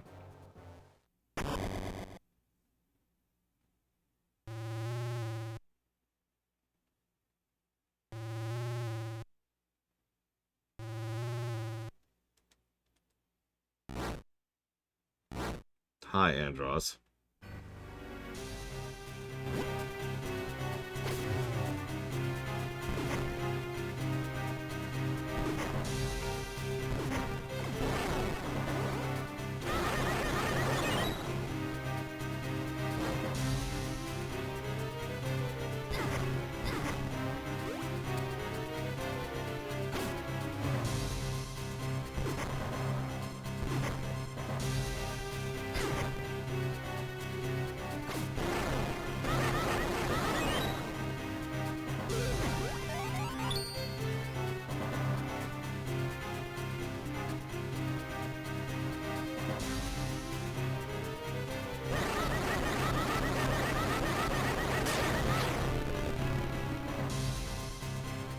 Hey. Oh, I should probably become big. I walk up to a fortune-telling machine. I want to be big. No one in chat gets that reference.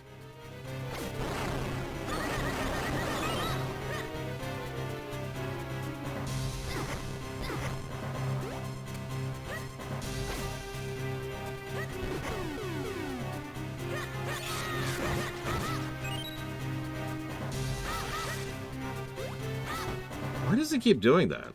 There's several times when I just will not shoot the bow. It's very strange.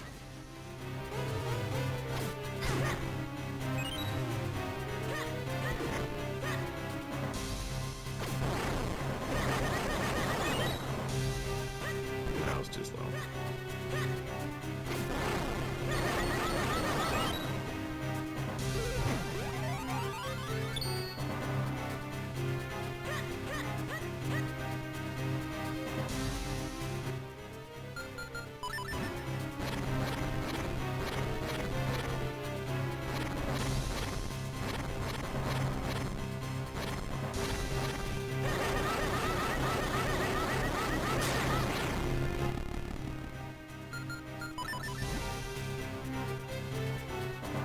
A lot of them are writing it. Woo.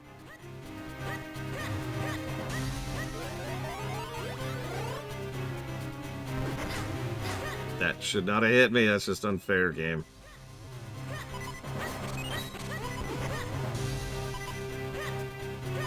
Jesus. Okay.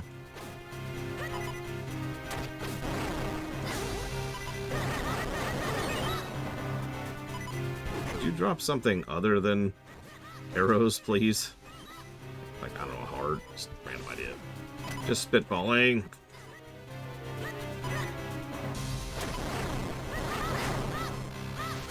Whoa!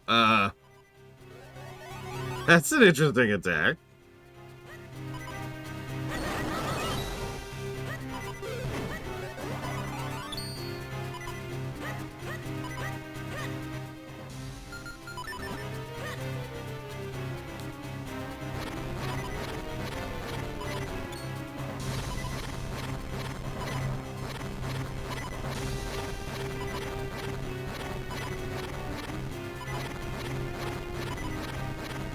Literally the last one I checked.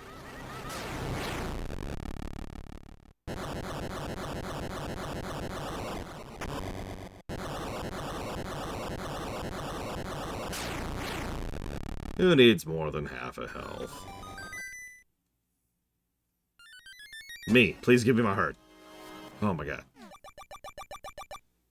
Sweet health.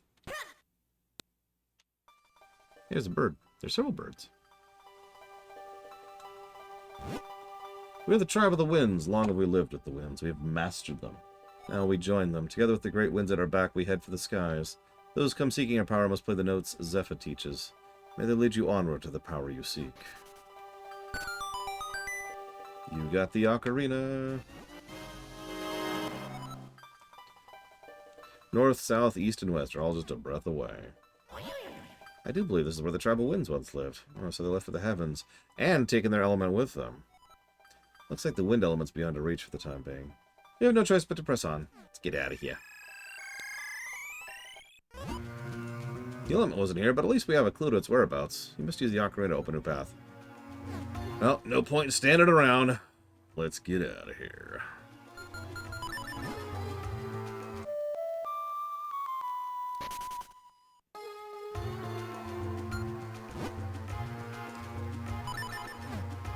And yeah, fast travel, of course. So the mysterious mark we've been seeing is the wind crest. You can play the ocarina, you can... Yes, I know what fast travel is, thank you.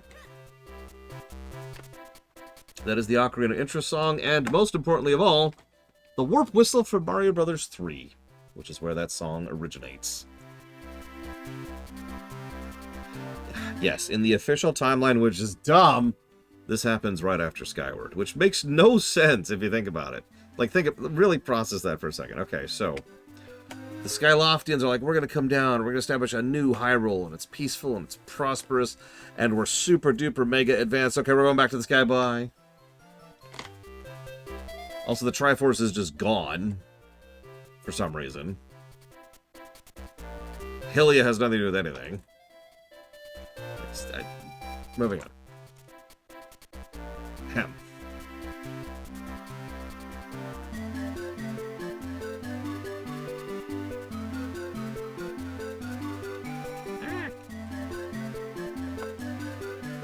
Who? Writing? Those haven't existed since Twilight. Or I guess... I'm not sure the last game they were in. I know they had officially phased out the trio by Skyward. Because Skyward introduced Hylia, and she's like the goddess, the only one. And Breath certainly follows through on that. I assume Tears will as well. Lord knows it seems to be that way, because, again, Breath did. And Minish has nothing. Minish is part of a whole separate thing, just like Four Swords Adventures is.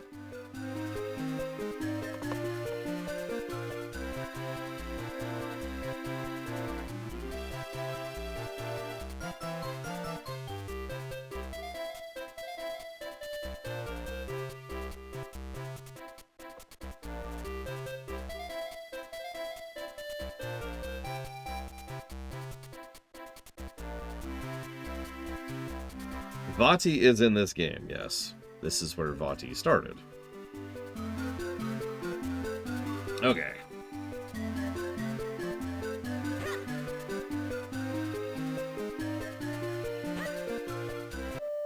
No, no, no, no, no!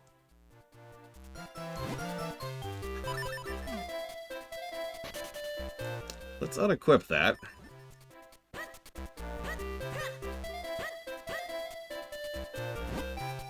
Nobody returns the books they check out from the library.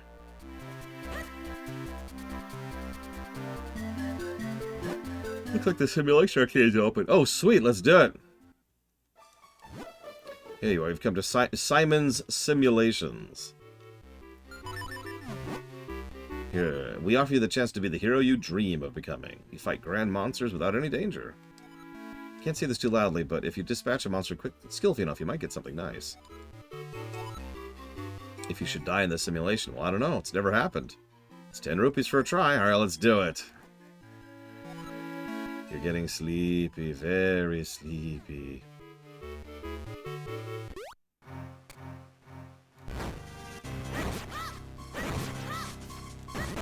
Enemies everywhere!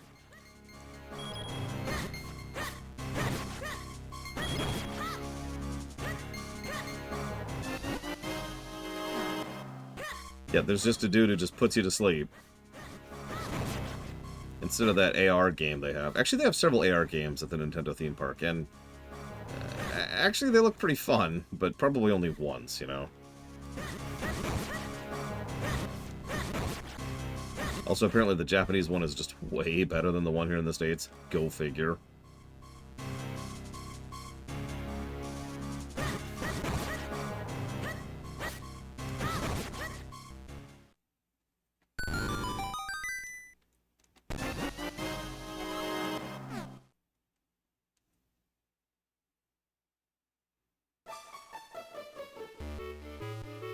Ah, what a nice dream. Wake up, wake up.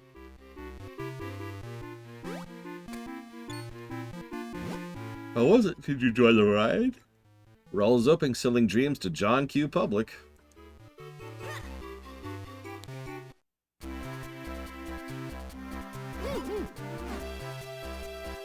I am, Savicom. Believe it or not, I am actually enjoying a video game I'm streaming.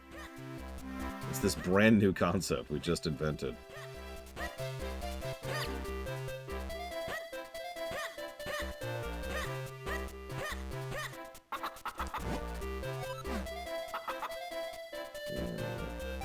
Already did that. I'm trying to remember. We actually did a lot of stuff in town last time. Oh, it looks like this one's open now.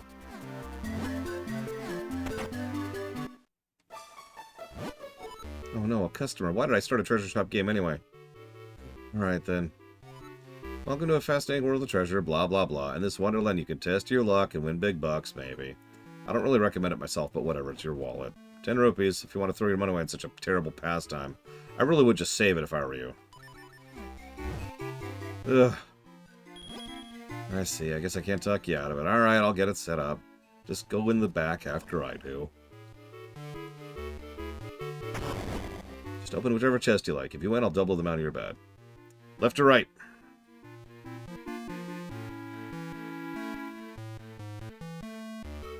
Well, so far it's outperforming the crap out of the two Oracles games, Royting. I'm not sure if it'll beat Awakening, though. Blackfell says right.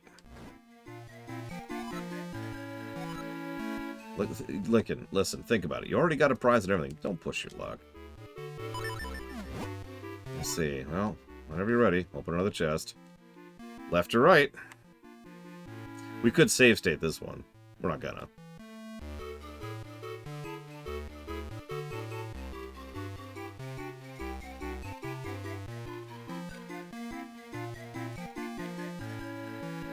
It's all on you, Royting. It's all on you. No one else is answering. It has to be you, Royting. It has to be you. Okay, left. Congratulations. You can keep doing it again. Nah, I'm good.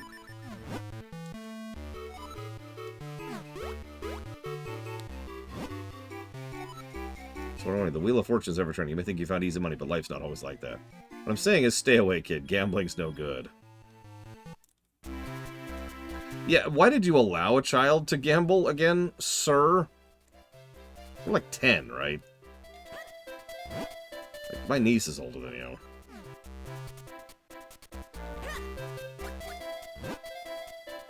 Yeah, the king's mood just keeps getting worse and worse. It's weird. It's like he's possessed by an evil force, but that couldn't possibly be it. And hi, Yura. Welcome.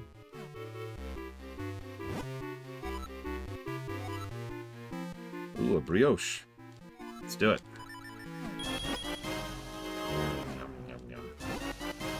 And there's a red kinstone piece. Nice. Excellent. You know, that's a good question, Samicon. That's just the Batman argument all over again, isn't it? For those of you not familiar with the Batman argument, a lot of people blame Batman for the fact that, you know, a lot of criminals and all that are allowed to roam free after he captures them. They forget that that's not his job. That's society's job once he has captured them. Society has failed there, not Batman. Batman has other issues, but, you know.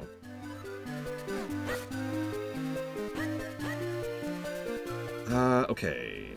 Excuse me. Get out of my way, puppers. Okay, fine. Since this dog will not move, I will teleport.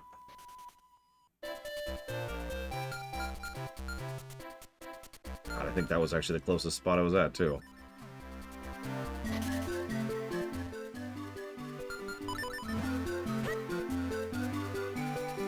Also true.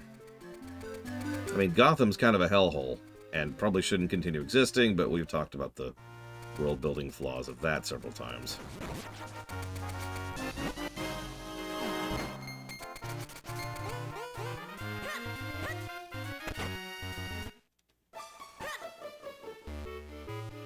Hey, Pops. Where's my parents? They've been to the library yet. Got it. Library it is.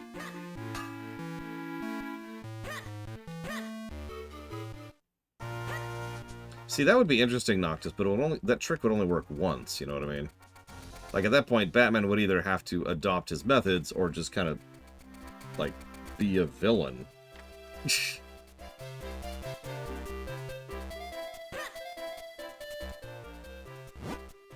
Oh god, I am already up to 500 shells, too. Jesus.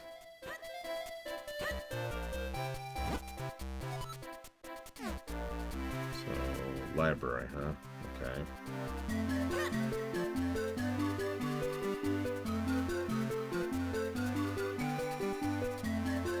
See, we need a Spider-Man who just rampantly murders people. Just in horrifically brutal ways. Just in the face, you know, just like web wrapping and then strangling them with the web, you know. Just awful stuff.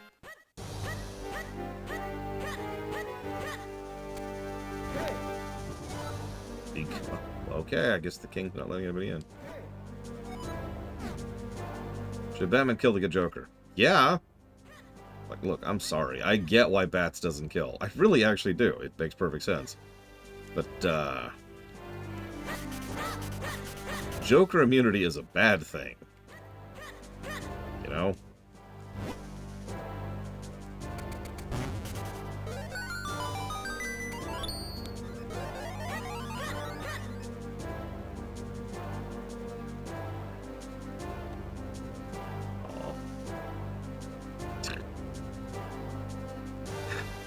Just once, that would actually be kind of funny, Noctis. You have the right to remain silent. And it's, oh my god, who's there? Who's there? And they go trying to find Batman. You have the right to an attorney. Where are you?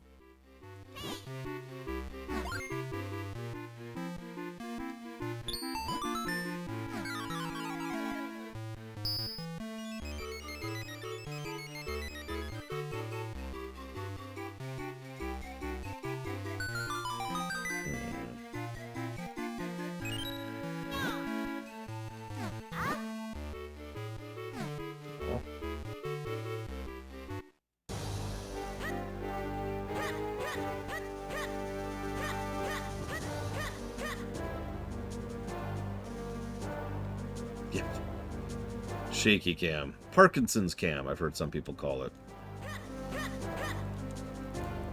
And I know that's kind of mean, but like...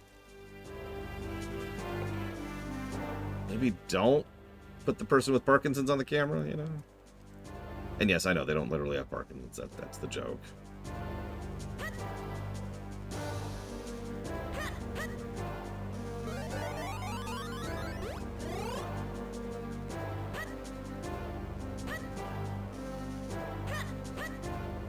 I like how they let me into the courtyard of the castle, but nowhere else.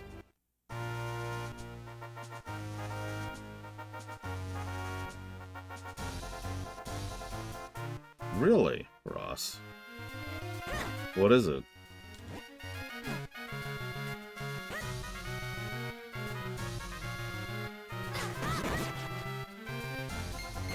Or do you know?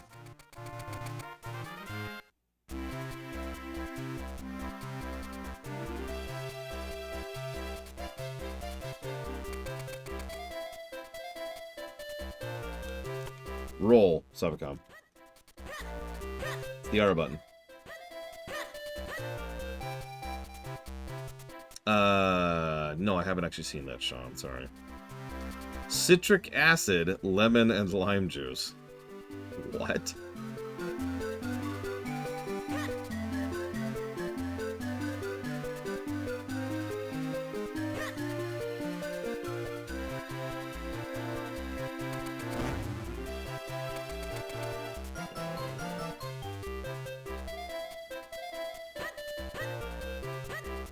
I think we have to solve this one puzzle now. I couldn't figure out how to do it last time. Because, you know, stupidity.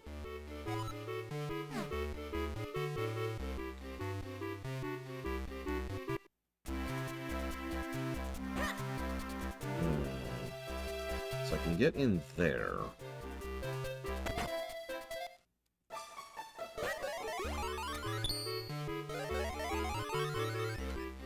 Ugh.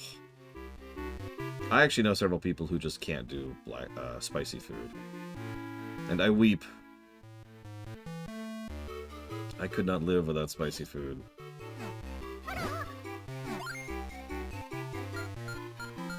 Okay, I probably could, but, like, I wouldn't want to.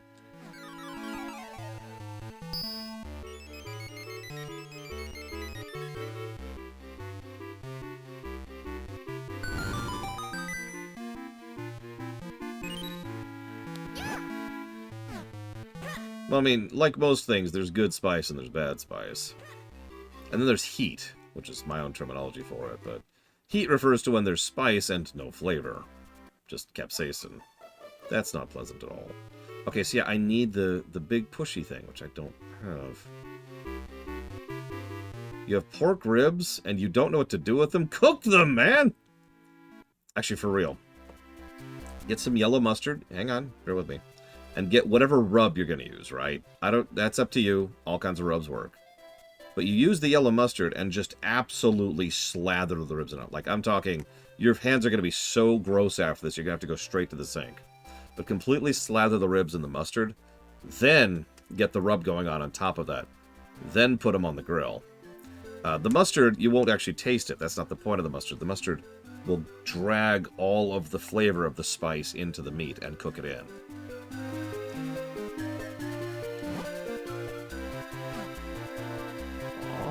Okay.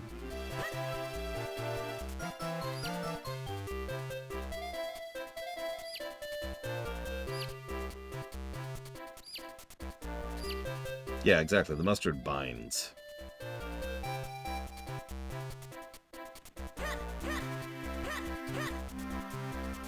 Sorry, Celtic Bat. Obviously, a good rub is critical too.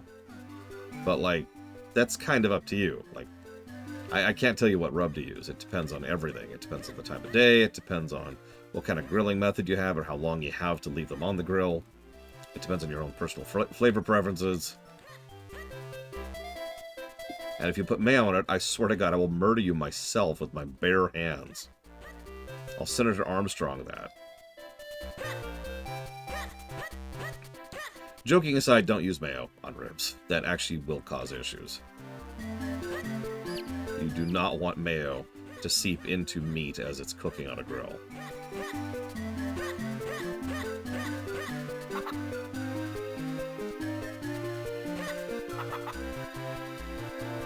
Yeah, that's true. It's also literally a fire hazard.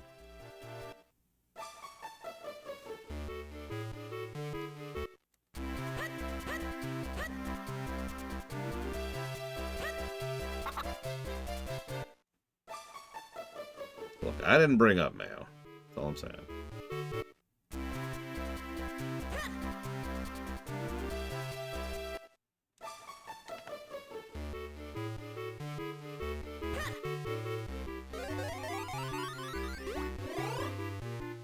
Oh yeah, there's also a general rule about most cooking of meat. Great way to phrase that sentence. Really? Generally speaking, the slower you can cook it, the better. There are precious few exceptions to that.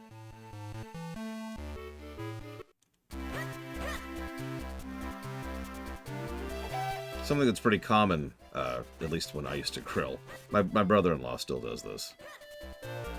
Ooh, that's a good idea, Rex. I forgot if you can do that. Thank you.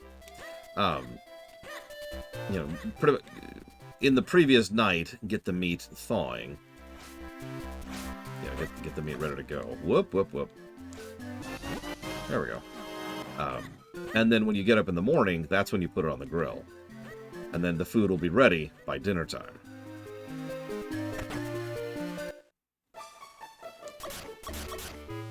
There we go.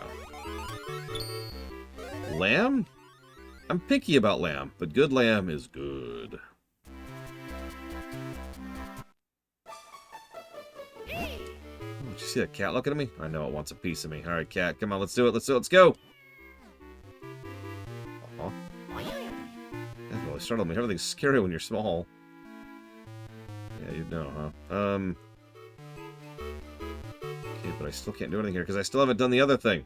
Does anybody know where to get the power to push things while you're small? Because I've got the hint for that like 2 dungeons ago, and I've never been able to follow through on it.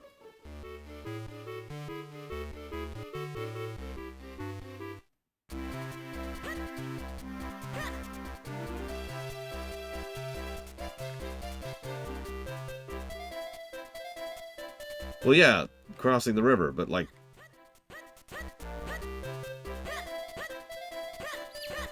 There's the river, which we crossed. And then it's like, cross the dangerous terrain, and there's the cat. There's the dangerous creature. Who can apparently fuse kinstones with me, that's funny.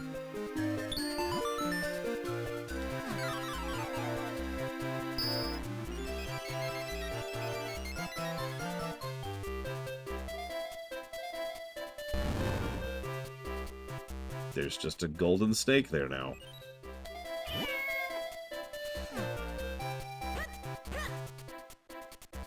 See, I figured it was something to do with the fountain, because there's a spot where you can get into the fountain. But here, let me demonstrate. Let me get big again. This will be easier and quicker. Let's go in there.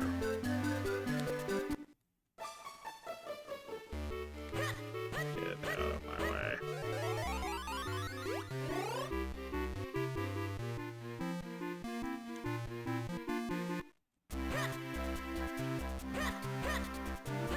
Okay, so, there's where I want to go, right? But as you can tell, just immediately, I have to go at that from the top. Okay, no problem. So I just have to go at it from the top. Let's reverse engineer a little bit. Which means we have to come in through here. And 2 cats, actually. Now, we could cross this bridge, but there's no growth or shrink thing up here. Now, there is a growth thing right on the top of the library, which is our next destination, but I don't know how to get into the library, and this guy's blocking the freaking door, like, hey, I'm stupid, get out of my way. And the game flat out said, your next stop is this freaking spot, is the library. This is where I'm supposed to go.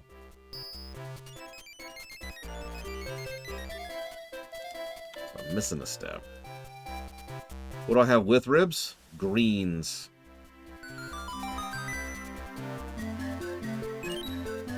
I don't know what kind of greens. There's greens. Power bracelet room.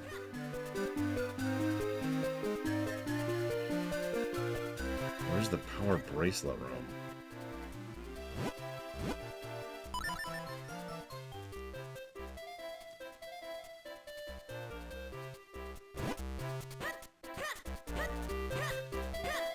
Okay. Hang on. First and foremost, let's get some more water.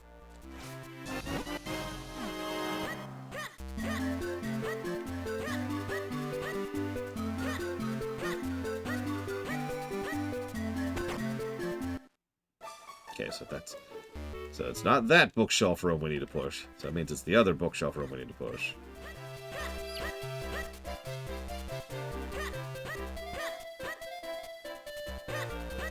And yeah, we can go talk to the male guy. In fact, I don't think we talked to this guy. Nope. Okay, whatever.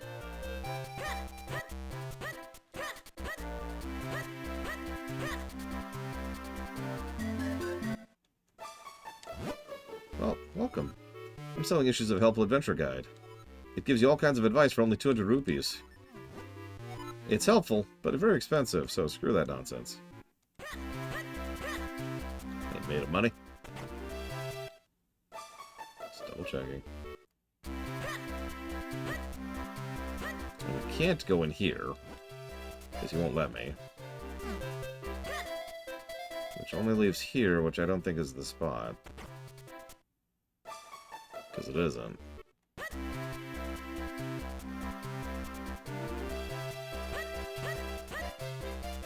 Get out of the way.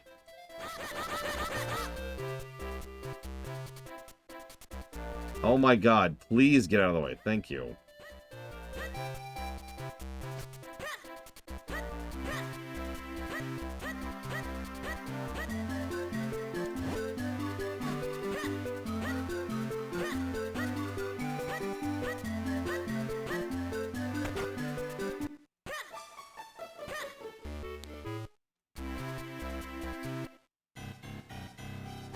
That's a triple.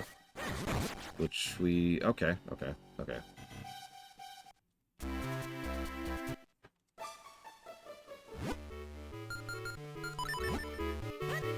So we have two things we can do all of a sudden. Yay! Thing number one.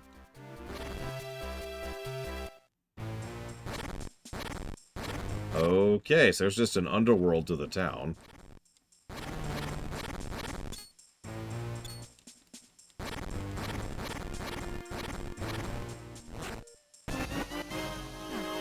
It's a kinstone piece.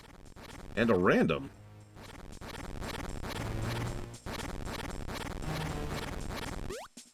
Ah! Ah!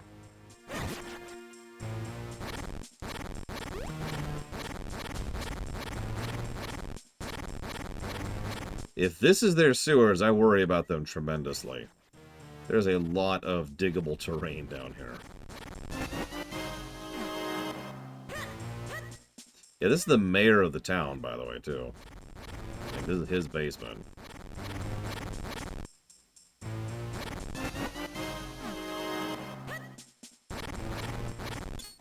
Either way, random. Thank you very, very much. Always.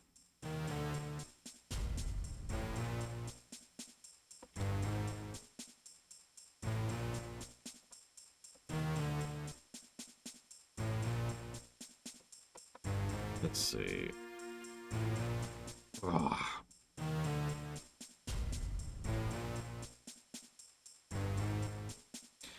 Mother 3. Xenoblade 3. Star in Stars and Time.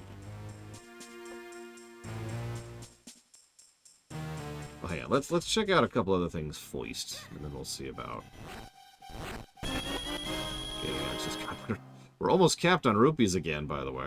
We might have to start buying stuff soon. And I might, I mean, 100% absolutely will have to.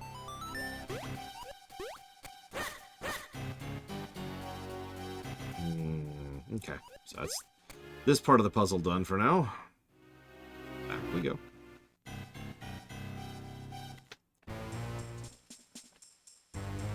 It's a good game.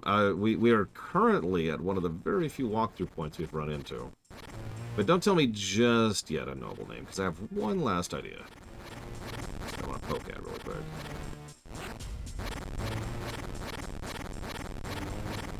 I mean, the game is clearly indicating I need to get to the library, so that's probably where I want to go.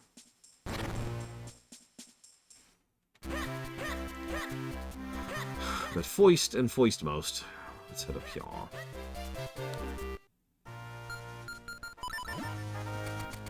Don't you like how the overworld doesn't have just one song that plays forever, by the way? Isn't that nice? Congrats, random. Welcome to hell.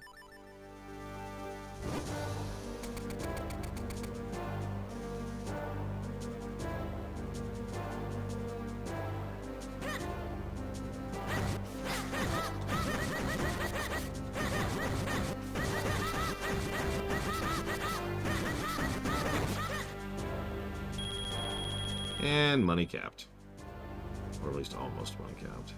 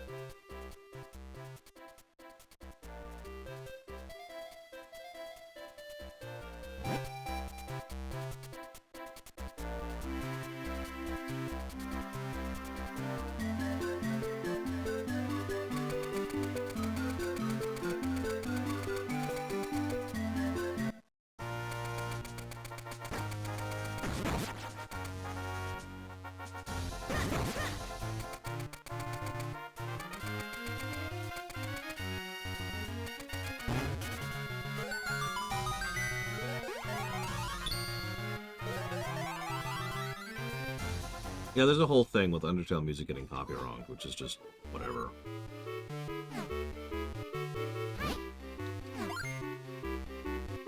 Oh, absolutely, Nilal. 100%. Despite what Euro will tell you. Euro hates the visuals of this game.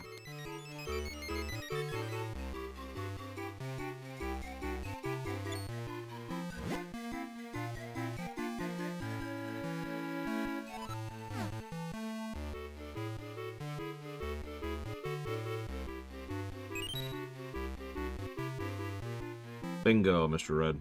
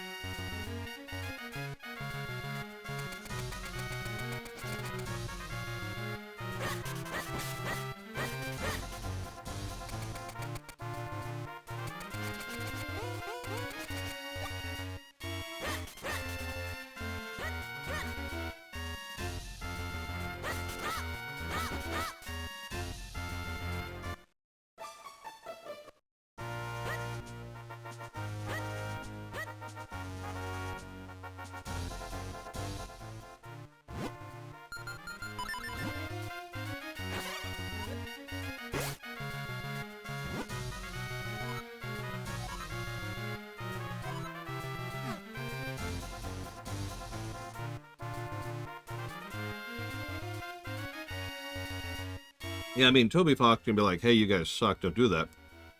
Label doesn't care. I've said it before, I'll say it again.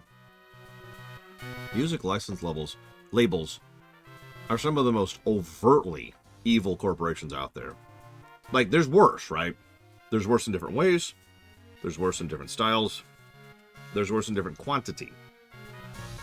Music license labels are just really, really open about it.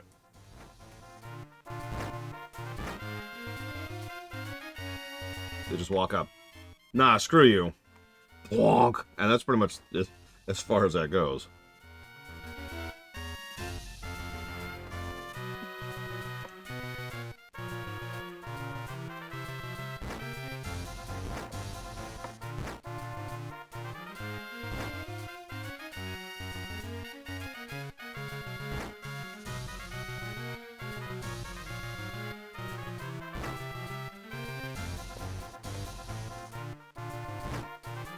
Sorry, writing down a few thoughts that I've been meaning to write down. Okay, so my big idea didn't pan out. I give up on Noble Dame. I'm ready. How do we access the library? I'm ready. I'm ready.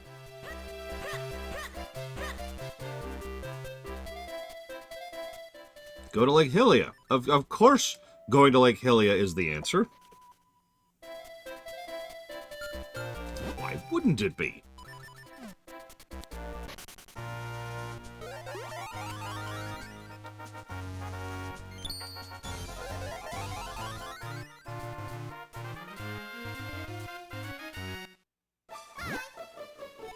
You found me, the wisest of the the wisest of the wisest of the wise.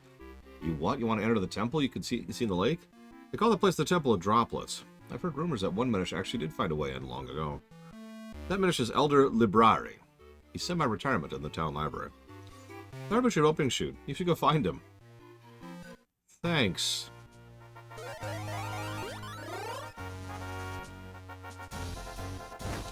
How the...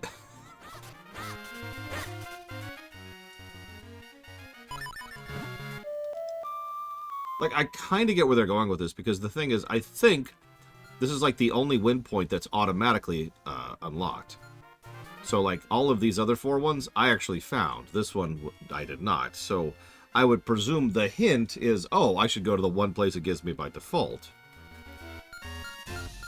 And I suppose if I just flew around to all of these spots, I would have found it, but that is, yeah.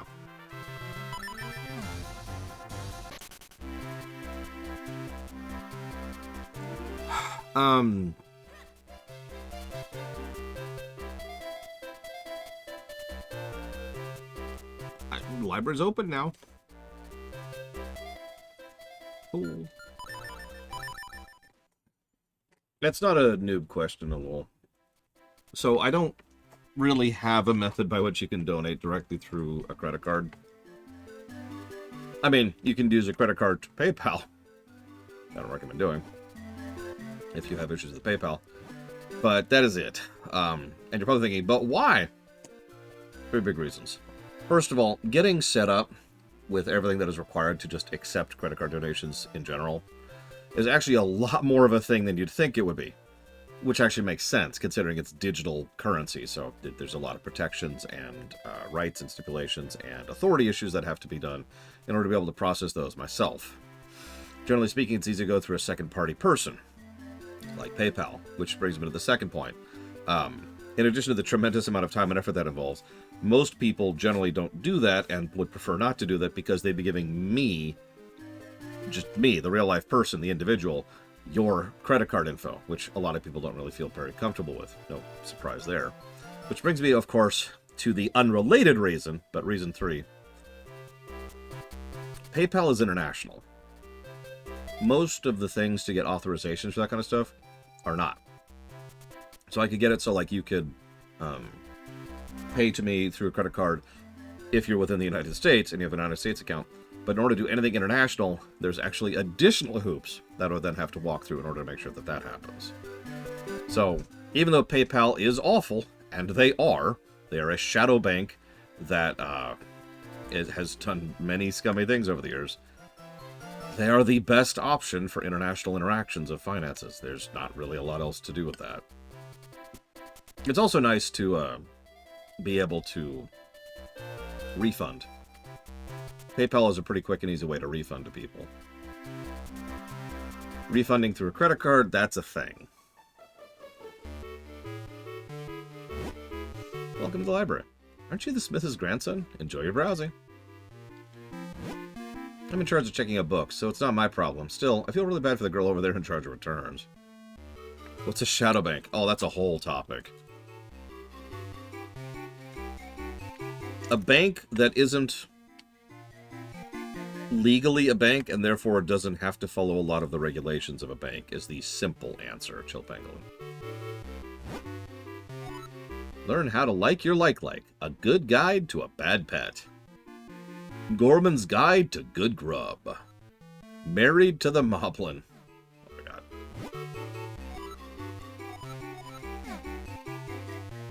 Sure, Ross, that's... Does cash exist anymore? What I should check out today.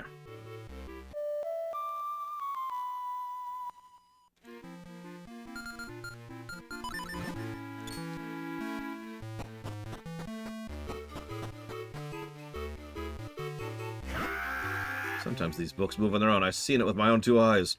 And don't tell me I'm crazy. I ain't crazy. You're crazy. Funnily enough, I actually also carry cash as a true emergency fund thing. It's right here in my wallet. I haven't needed it in about 10 years. But it's there just in case. No one can find me. I am very hidden.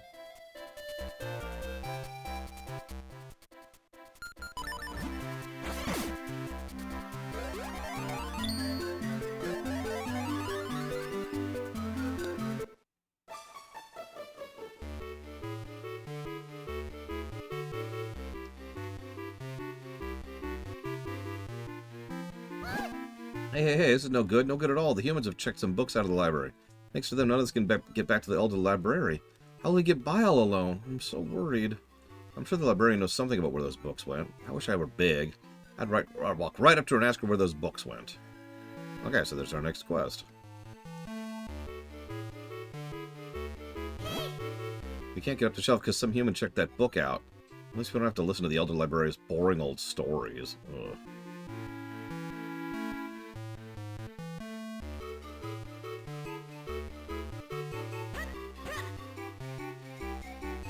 Listen, the day I actually use crypto is the day I die. Like, seriously, I'll be like, oh, I should get a crypto wallet. Wait, I thought about crypto. And then just death, just on the spot. You might even call it a very Hitlerian suicide.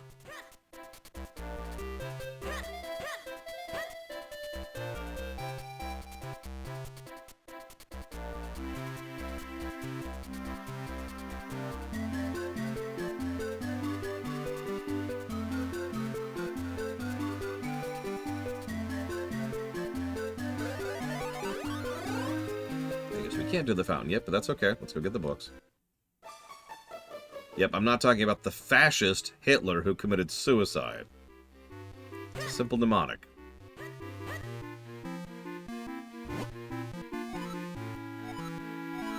Yes, they've been checked out for quite a while. They're very overdue.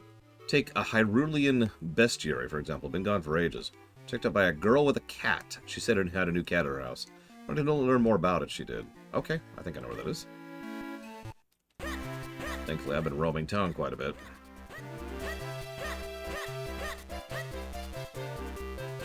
Alright, let's see if we can dump some money while we're here.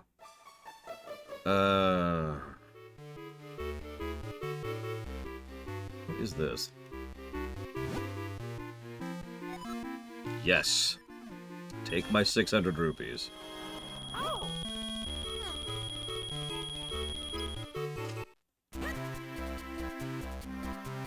Okay, so now...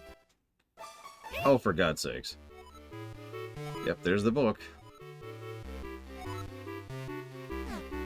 I like how it flat out says, don't just shake the thing. I can totally shake that. I can make that work. What's it say? Dear Mom, I'll be next door if you need me. Oh, well, okay.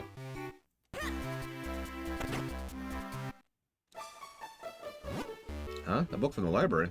Oh, is that the one? Yeah, I checked that out a while ago. Came all this way to get it? Wow, you're one dedicated librarian.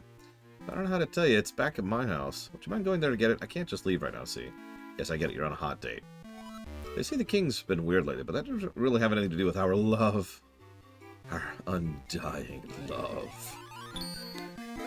We'll use our love to conquer this pathetic world.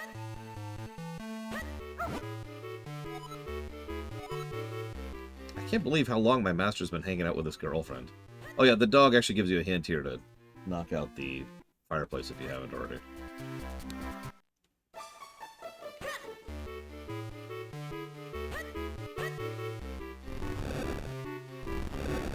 There you go. We have now pretended we're a cat for a while. Speaking of which, the cat will do that if you haven't seen that.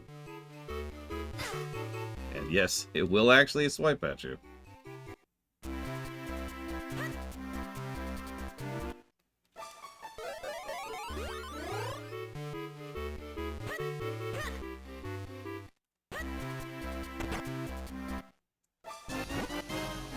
See, this is kind of weird. This whole section right here is pretty well designed. So, like, what was with that nonsense with unlocking the library? That's a weird, just, interruption and otherwise a very smooth sequence. Or are you returning the book? Thank you. Can't begin to describe how much I'm looking forward to putting this back. She got the thing. Let's see. Legend of the Picora. That's been out forever. It's checked out by a somewhat absent-minded scholar, I believe. I actually know who that is, too.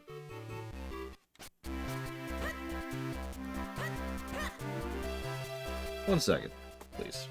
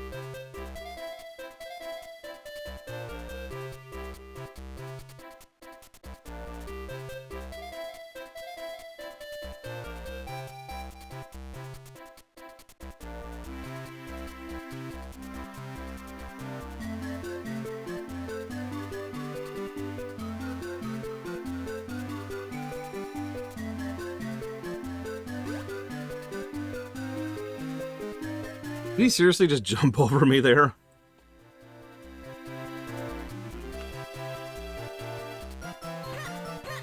That's funny that they programmed that. Yes, of course, I knew this day would come. Please, come in. Hello, Dr. Wright. I'm a researcher of Corey legend and lore. My name is Dr. Left. You hear about that book, Legend of the Picora, aren't you? Well, I hate to say this, but I haven't seen it in several days. Perhaps a mischievous little mouse has taken it? I'm sure it's in this house somewhere. I just don't know where. And I'm very busy, so why don't you just look for yourself? Okay. What? What?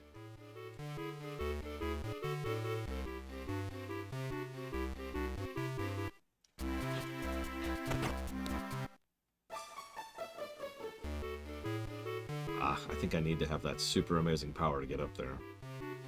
Well, let's try. Nope. A book fell with a thud a little while ago. Give me such a shock, my heart skipped a beat. Okay. Well, let's go see what the Picora here have to say.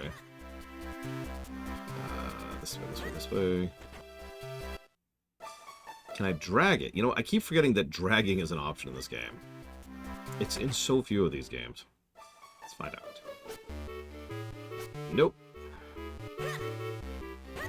Yeah. Good idea, though.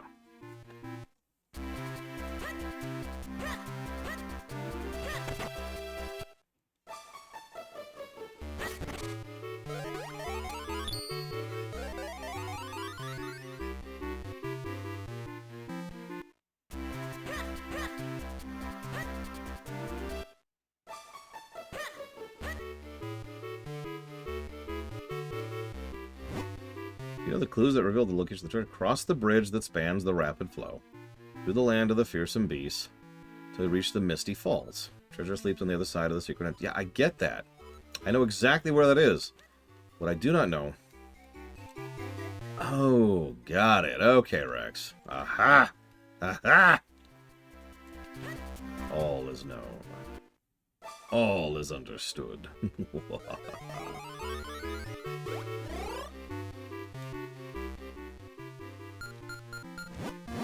Get power.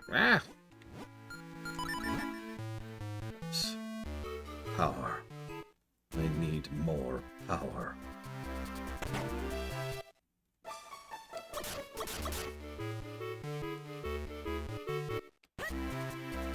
I'll be completely honest, I forgot about your fireplace comment, because that was a minute ago, and I was just working on, like, the next step. If I thought about it for a second, I would have been like, oh yeah, duh, because I've already used several fireplace dowsing techniques at this point. And I clearly need to go up. So now we can go up. Let's see who's in this house. It's been bugging me for a while. Who are you? I really like this house. This is the best place in the whole human town. I want to stay here forever. Forever. What do we get? What do we get? What do we get?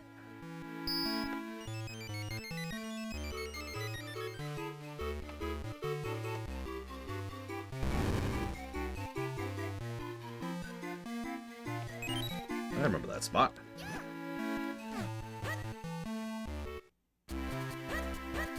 Now we can go in here, too. Hey, I've heard about you, so you're gonna go ahead, are you? Well, onward to glory, then. Just don't die out there, okay? Okay, so we have to go through the gauntlet of cats. Ooh, oh, that's no good. I just can't get anywhere. Man, oh man.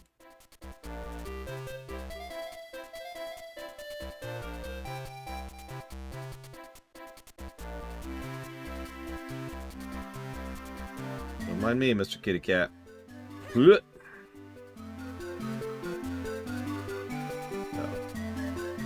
Nothing to see here, officer.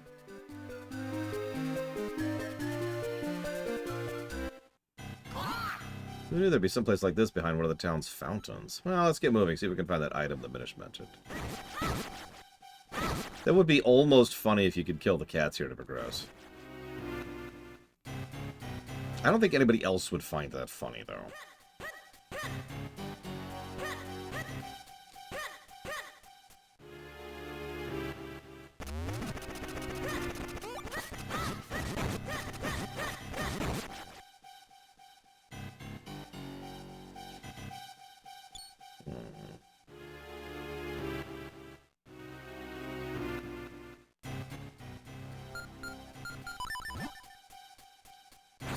You know, that's fair, Sawakam. She would probably find that funny.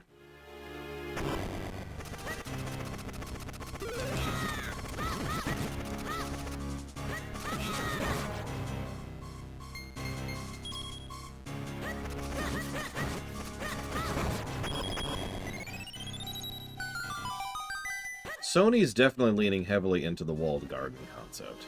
Power bracelets. What I mean by that, in simplicity, is Sony absolutely will not do that, no. Microsoft might. That actually depends on if there's even going to be a Microsoft gaming division, 2 years from now. That's not a guarantee at the moment. As for Nintendo, you can't predict what Nintendo's going to do. They do whatever the hell they want to.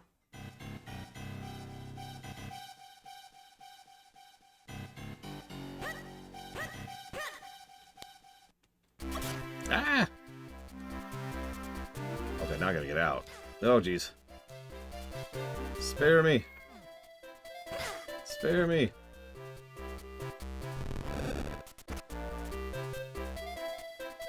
Actually, I did random, and yeah, that was just pathetic. Doesn't even begin to describe it. That is my sister's cat, Savacom. His name is Pocket.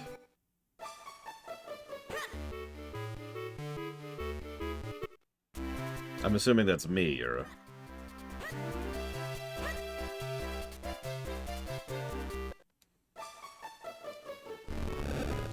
Oh, gotcha.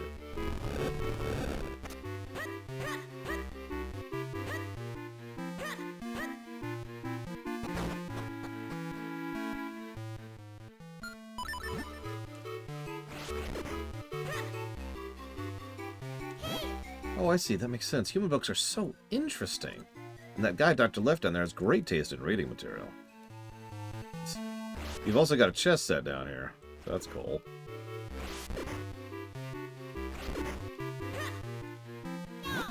Thanks for cleaning up. Now all the dust is gone. Woo!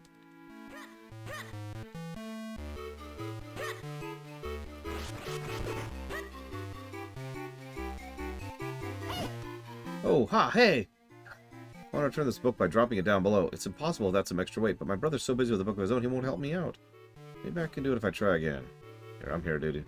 I got your back. No?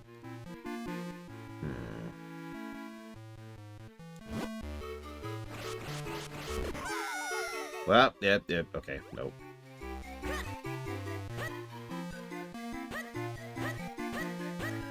Yes, for once I'm not going to give a negative for a blurry background. It's pretty rare.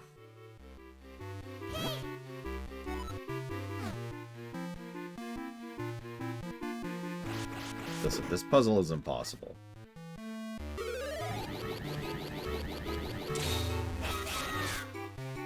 There is no solving this puzzle. C'est impossible.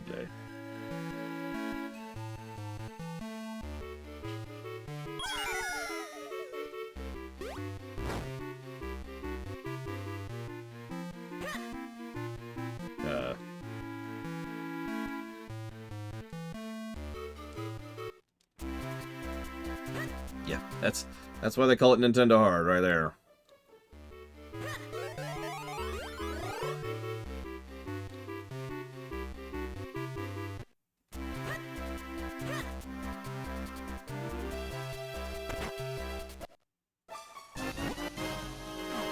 Okay, 2 down. Get out of the way, puppers. Don't make me do it. I'll eat you alive. I'm sorry. Emulating Darth Puppy Eater for a second there. Oh, look at that. It's our copy of Legend of the Megori. It's been checked out for so long. You deserve a medal. I am moved, deeply, deeply moved by this thoughtful gesture. She got the thing. Last book we need is a history of masks. I think it was checked out by Hagen, the mayor. How could he keep a library book so long? He's a public official. Time to find him.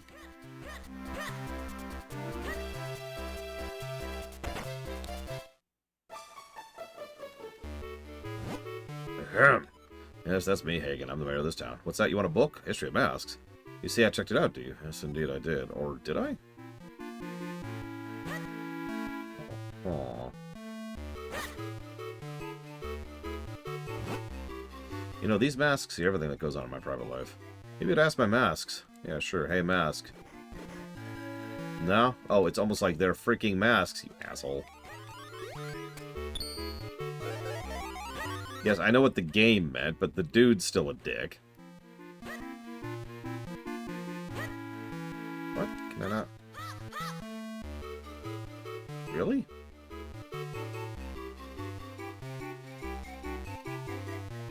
Figured I could push him. Because, you know, power bracelets.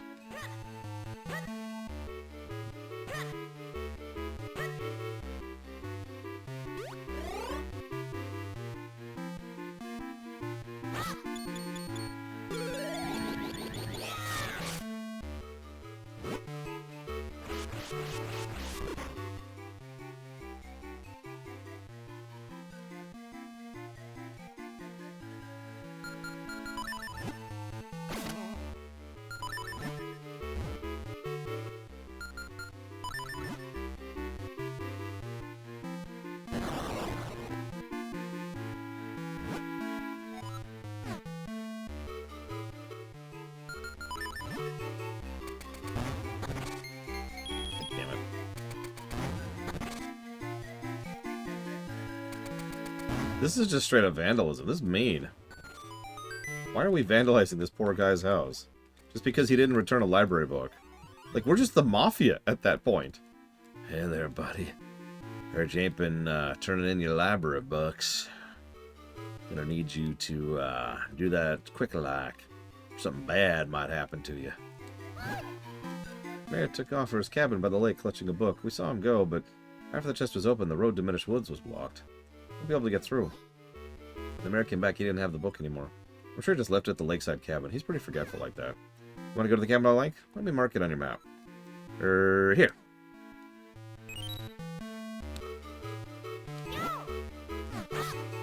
Thanks.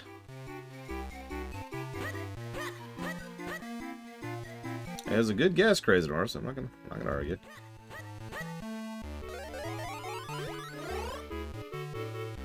Yeah, you can keep your library card. We're kind like that. Y'all have a real good day now. You hear?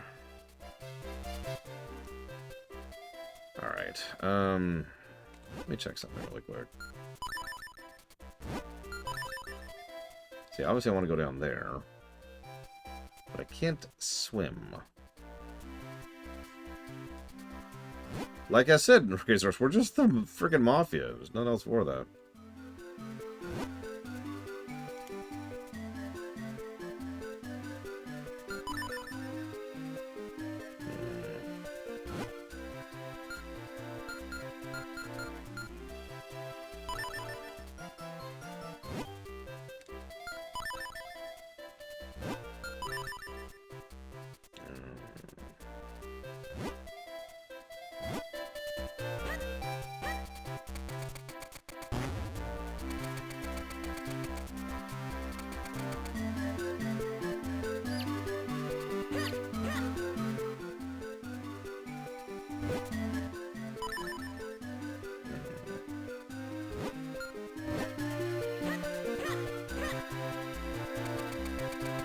I just realized this is a hell of a trip just to return a frickin' card.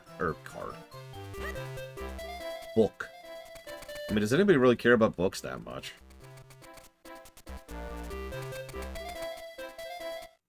Like, none of you read in chat, right?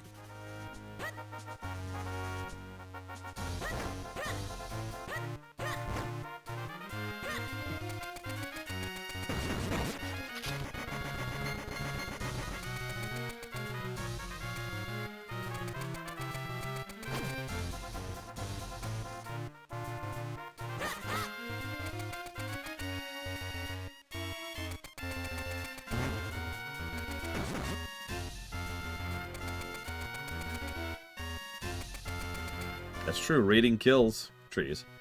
I still can't do that because I can't light things on fire yet.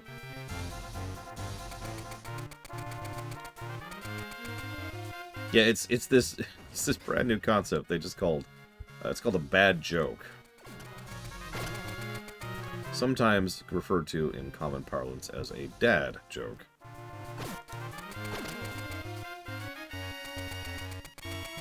Which is funny because I'm not, but uncle joke doesn't really roll off the tongue the same way, you know?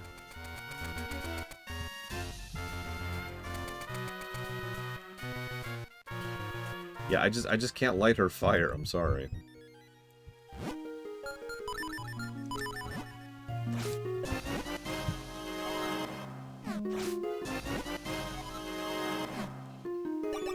No, I didn't mean to. Oh, whatever.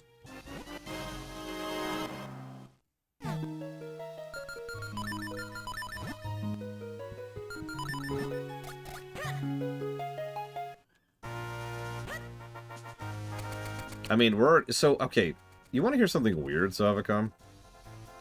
So, I don't know how much you saw of Breath of the Wild, but for those of you who did, and also Savicom, who may or may not be a part of that group, Link and Zelda are totally a couple, right? Like, they're 100% together.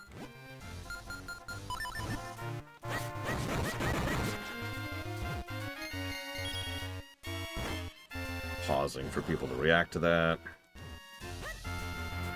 Reading a sign. Thing.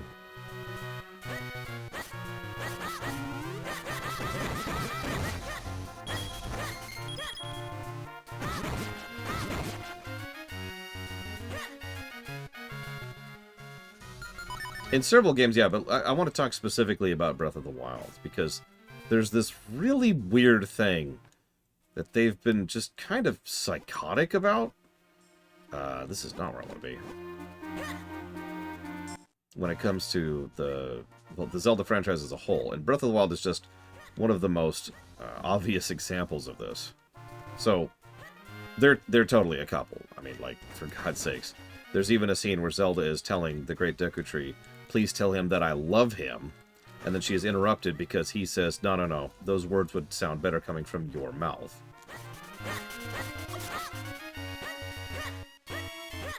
And I'm not even going to get into the fact that, you know, the whole Mifa thing. Hell, there's also the other Zora girl not everyone's aware of in town, which I wasn't aware of until this most recent playthrough, who was also with Link back in the day. Yeah, literally gamer engagement monitor, but I'm getting off topic. So, they're totally together. Cool. The problem here is the fact that the developers have insisted, oh no, we refuse to say if they're a couple or not. That's the part that irritates me. It's basically your typical will they, won't they, with an extra layer of aggravation stepped on top of it. Because there's two frustrations about that. First of all, will they, won't they, which is already frustrating, just right out the gate. Will they, won't they is not particularly engaging, and God, I'm sick to death of it. But second of all, it's the same general problem when you decide to make a part of your story up to the interpretation of the player. What that actually means in common execution, in practicality, is that you have now made an entire part of your story you cannot write. You no longer have the ability to write anything about any relationship, romantic or otherwise, between Zelda or Link, because you have committed to the idea that you are refusing to say which one they are. Understand? So, you have demonstrably reduced the overall quality of the storytelling and characterization you can do, because you have effectively refused to commit to something. And I suppose all of this leads me to the third most frustrating part of all. Of course they're in a freaking relationship. It is so glaringly obvious, it's kind of insulting. It's something that a lot of the Zelda storytellers piss me off about. It's the same thing. It's when they say something that is so obviously false. Right? Like the timeline thing I keep talking about. The reason I keep using that coarse metaphor, which, just to repeat it really quickly, is I don't care how well you label this jar of piss, it's not going to be something I consider to be tea. So, or lemonade, or whatever the thing is. So I don't care what in God's name, like you tell me, I care what actually is. And they have this really bad habit of being like, oh no, here's the thing. And they're doing it in that cutesy kind of coy way, right? Like, oh man, no. Totally, it's not a thing. Wink. And all I'm doing is sitting here going, okay. So...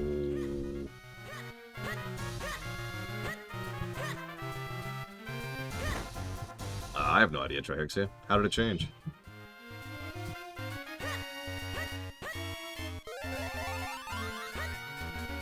Now, you're probably thinking, oh, well, tears will clear this all up. So part of how this came to my acknowledgement is there was an interview I saw by the actress who plays Zelda, who was being asked, you know, what's the relationship between this Zelda and this Link? And she said, well, obviously they're a couple.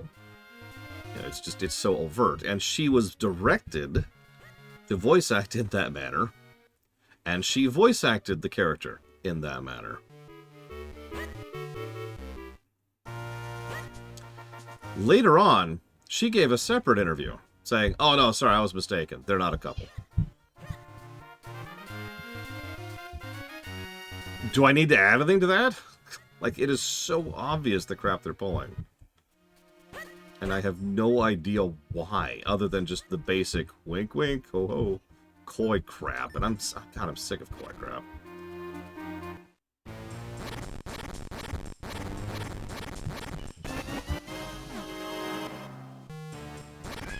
Yeah, it might be a Japanese thing. I really don't know.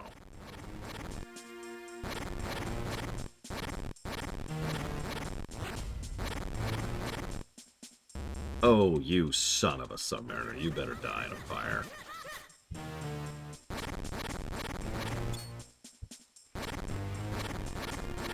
Yeah, just pick a side and own it. I don't even care if they're together, really. You're the one pissing me off, Nintendo. Anyways, I bring that up. I mean, of course they are Jabez, but honestly, and I'm just going to say this as nicely as I can, those people are stupid.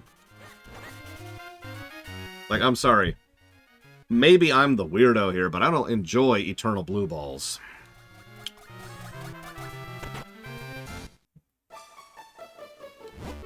Hagen's words of wisdom. If you can't solve a problem, ram into it. Oh, now you give me the tip. it's a good line, Lord Hermon. Really?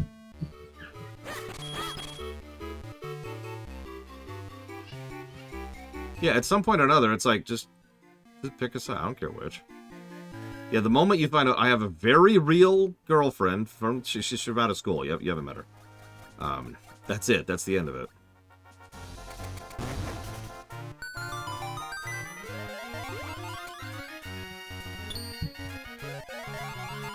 I mean, Inuyasha. Speaking of animes that pissed me off almost entirely because of how dedicated they were to blue balling.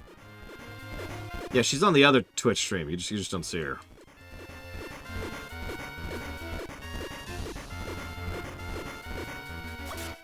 What?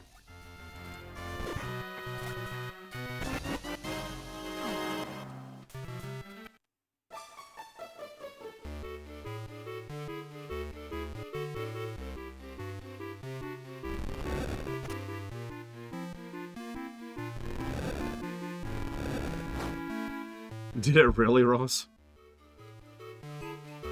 I'm not asking hyperbolically. I quit that show long before any of that crap. Like, I was just like, oh my god.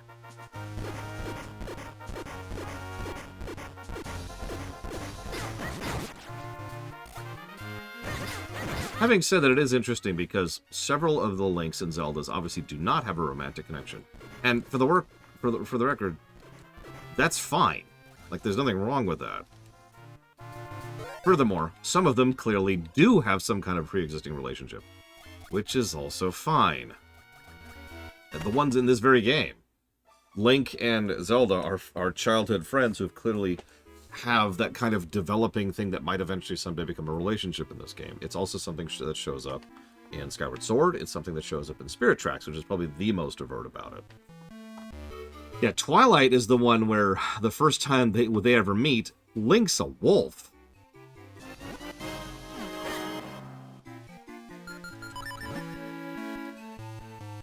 Yeah, in this game, they're young. Okay, I'm with that. Again, it's fine.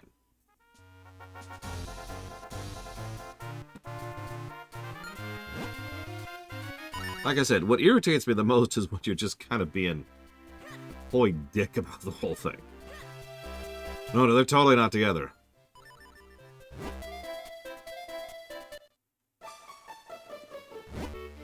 Would you look at that? I can't believe it. It's a copy of History of Masks. The mayor of ours is a real piece of work, isn't he?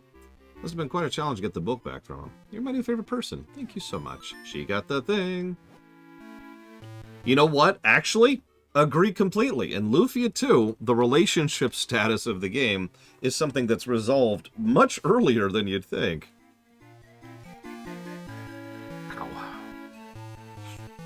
No, I believe you, Crazy Norse. I tend to dip out of that kind of thing before that even starts to bother me, so... You know, Laura, you've now returned all our overdue books. I can finally get that bookshelf on the second floor in order. Hey, Sturgeon, books to shelve. Yes, here I am. I'm here. I'll have these books put away lickety split. Ooh, holy crap. Holy crap. Holy crap. Bookshelves are back in order. I feel so renewed.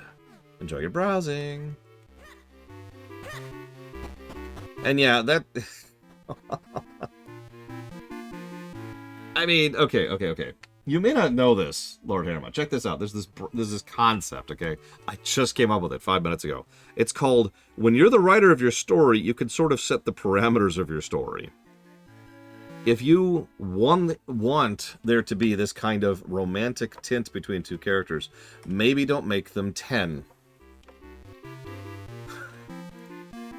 You decided that, writers.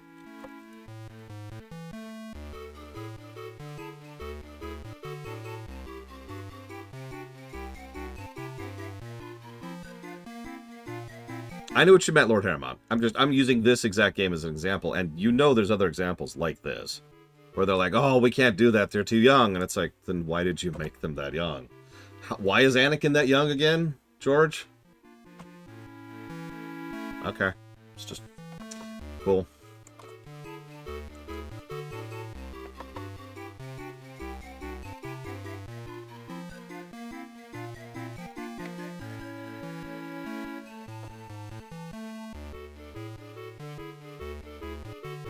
because that is the bookshelf era.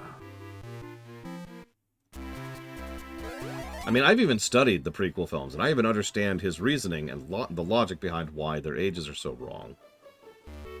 I'm gonna say it that way because I don't mean like morally wrong. I mean like mathematically, he screwed it up because he felt like he had written himself into a corner, and so he had to be young and she had to be old. And it's like, no, Lucas, you're just not a good writer. No offense. Listen up, the books are back. It's true, it's true. Now we can get back to the Elder. You brought the books back? Oh, good for you. Thank you. Please take this as a sign of our thanks. Money, money. See, the problem is I'm speaking in vagaries because I don't remember the entire lineup. It was like he wanted he had set up the time frame to be like 30 years before the original in order to have enough time for Luke and Leia to be born and then grow up to be in their 20s for the original trilogy. So that kind of establishes a little bit of their age range, but also that means the prequel trilogy, episode 1 specifically, had to happen a little bit before that so they could meet and then get together and then have kids in the future film planned for episode 3. But then they wanted Padme to be someone, and this is where it gets weird. He wanted Padme to be someone who was already a respected and well-known politician, and he wanted Anakin to be a wonder child who was like brand new at everything. And you can already see that there's like 3 problems with this entire lineup, and there's other things I'm forgetting right now. Please forgive me. I don't have my notes in front of me. It was this whole logic chain, and he just wrote himself into a corner on it. He was like, fine, Anakin is just like 10 or whatever. I'm just sitting here going, dude.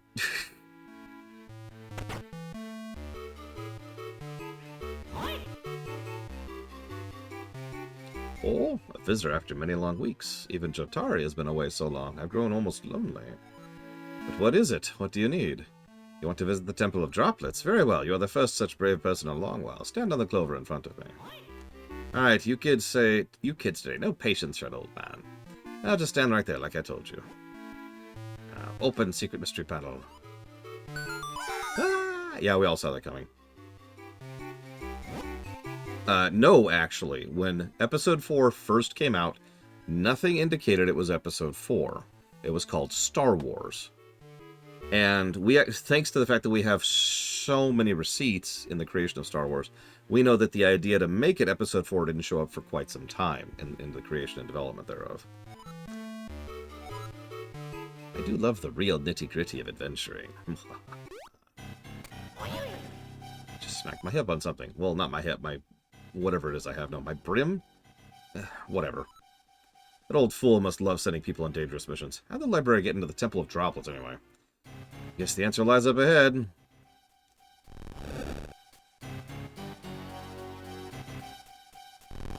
There we go. Anyways, actually, if I'm remembering my timeline correctly, I believe A New Hope predates Episode 4, but I'm getting off topic. One of the other things that he wanted was he wanted Anakin to be old, too old, to become a Jedi. Like, that was supposed to be a major character point for Anakin. And so Anakin couldn't be a teenager, in his eyes. Because having him be a child was already, breaking disbelief that the Jedi Order would be willing to train him. Having him actually be a teenager was just completely unacceptable. There's no way the Jedi Order would actually take someone that old and actually try to train them, right?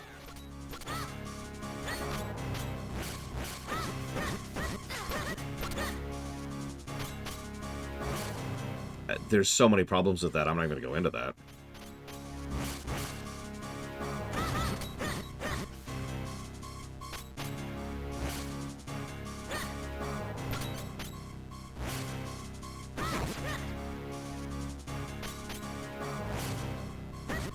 What kind of bug can just throw its jaws at you?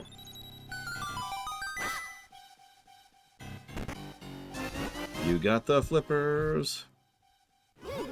Yes, it all makes sense now, doesn't it, my boy? The Brari used these flippers to swim to the entrance. And now we can swim. Oh, swimming is controls so much better than the last game. Oh, that's great. Oh, this is the best swimming in the whole franchise right here. Oh my god, look at that. Look at that, it's right on the grid and everything. Oh, that's so good. It's so good. Holy crap, that is such a breath of fresh air after the Oracle's games.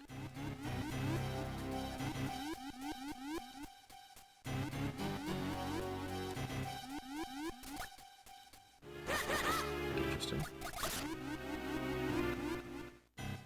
Yeah, no, exactly, Junker. So, like I said, there's simply too many ways Lucas could have worked around the problems he had with his world building and his storytelling.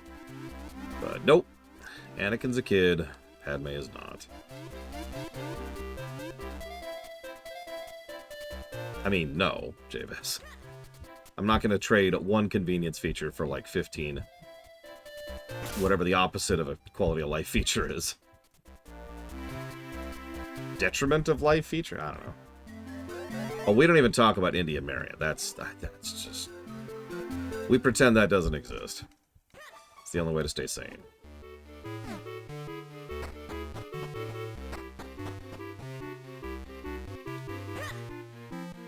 So, you know...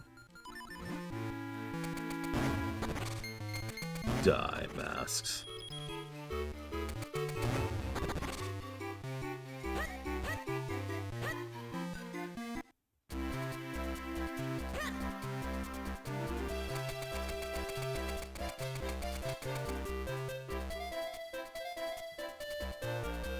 Damn it, Savica. I always knew. See if we get anything new here. I don't think we do. We're gonna try it, though. Nope, that's the jump. Okay.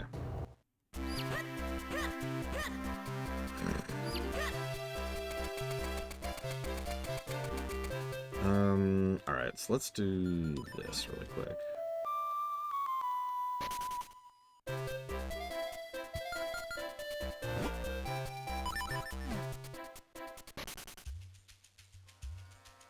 I mean, that is probably at least partially related to it, Czar. It could also be just a Japanese cultural thing. But honestly, I actually have another theory. A dumb theory. Thanks for watching. Hold on. No, hang on. I guess I have to finish the theory, don't I? Nintendo, especially Nintendo's story team, has been...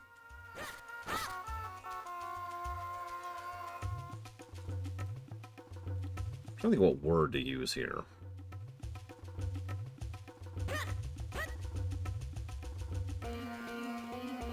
Pretends they know more than they do a lot, I think is the way I want to phrase that. They're also extraordinarily stubborn. Yes, specifically from a narrative perspective. So, I get a really large vibe, and I've analyzed pretty much every Nintendo franchise at this point. I get a large vibe that they think they know better and know more than they put off. And they kind of dig their heels in on that a little bit. So it wouldn't surprise me if, for example, the Link and Zelda thing is one of those parts of the Nintendo box. You can't ever officially hook these two up as a couple. Why? Well, because that's how we do things. And that's how people want it. And that's how it should be. Dig, dig, dig. You get it?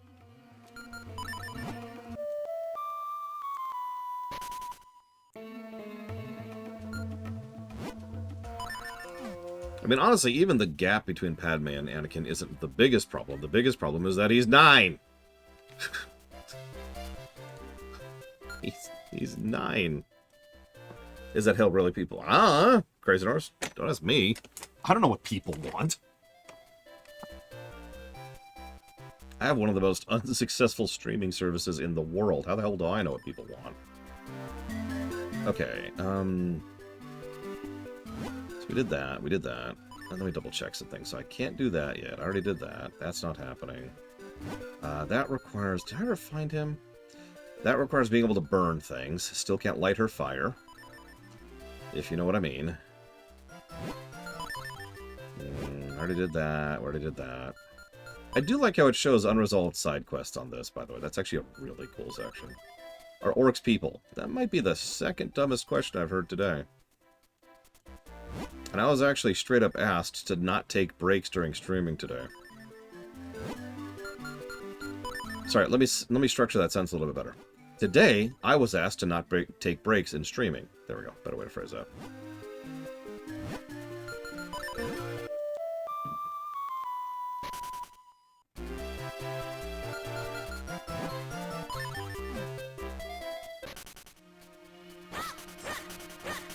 That's not a joke, by the way.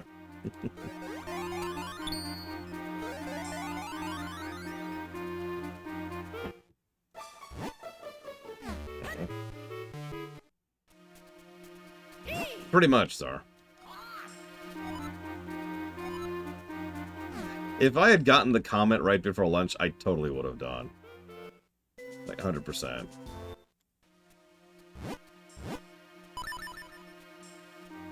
Okay, it is there. I was right, I was right.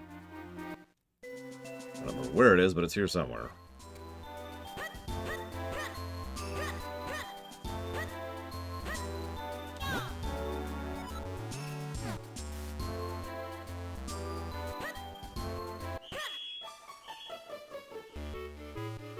There's the smoke alarm.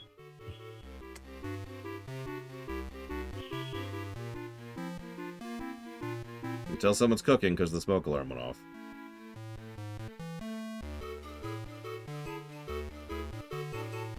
Okay, someone already got it.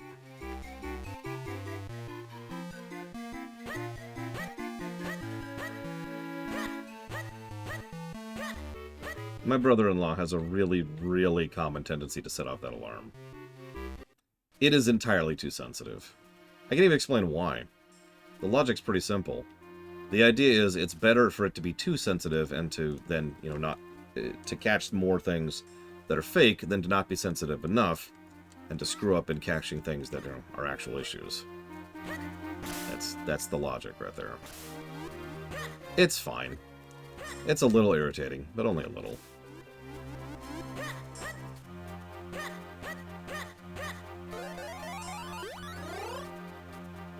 Yeah, there's much less liability that way.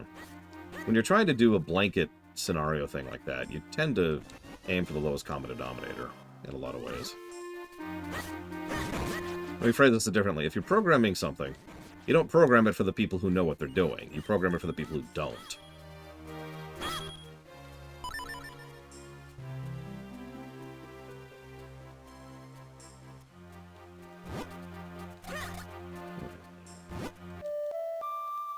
I never did find the fourth Tingle guy. Damn it, Don.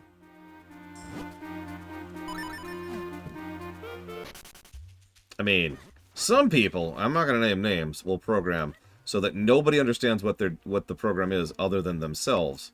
That's called job security.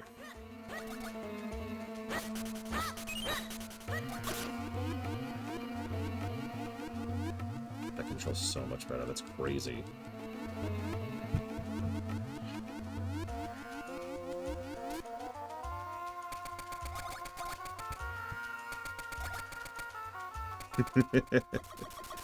Remember, don't comment your code. So nobody has any idea what you're doing. I must have just missed him. I mean, Iwata was kind of a programming genius, by every measure. Dude knew how to optimize and just script crazy good.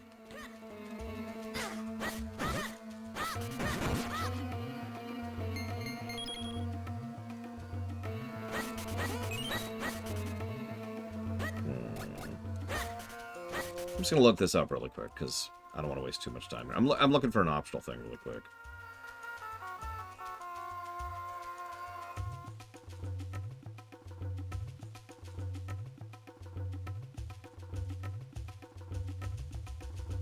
Okay. So we did that. We did that, we did that, we did that.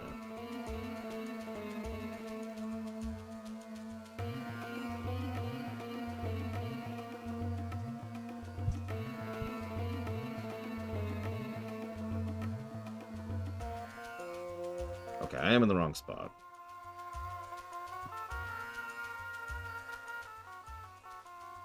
Listen, people, humans, what's the difference? Actually, I know some people insist that the word person can only refer to human. I do not line up with that one personally, but that's because I analyze fiction for a living. So it's kind of helpful to be able to refer to a person, thus referring to someone who is sentient sapient, as opposed to a person who is a human being. So that's just, you know, ease of categorization there. Saying alien or like, sentient is just kind of eh. Okay, so that's the guy I want. For certain definitions of the word.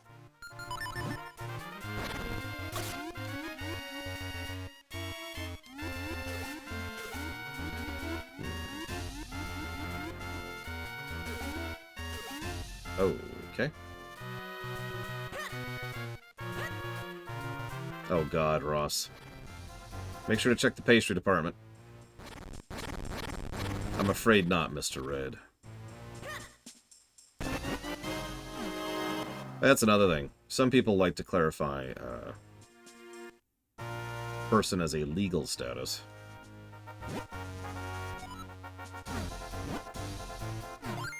So, you know, that's cool.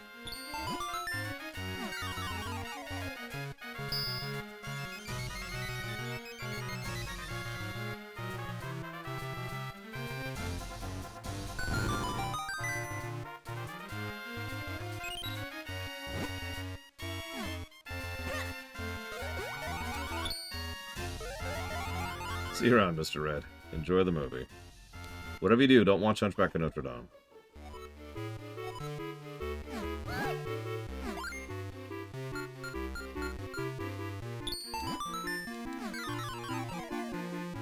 Oh, well, in that case, don't watch Pocahontas.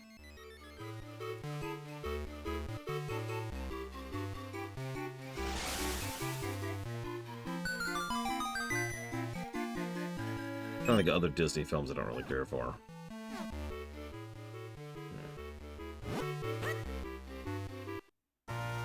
No, don't worry. What's going to happen is we'll approach the aliens and we're like, hey, what's going on? And the aliens will be like, oh my god, we've got to genocide their entire people because they attacked us when our weapon ports were open. Oh my god, their weapon ports were open. And now they're genociding our entire species. Cool. I can't watch The Crow. And that's the nicest way I can put that. It's probably a good movie. I haven't been able to get through it.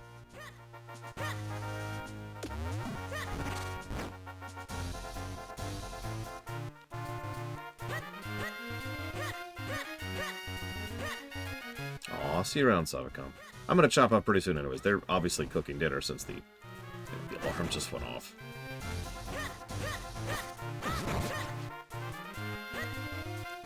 Yeah, the opening, like, I don't know, 5 minutes, 10 minutes was pretty much the end of that movie for me. Money, money! Money!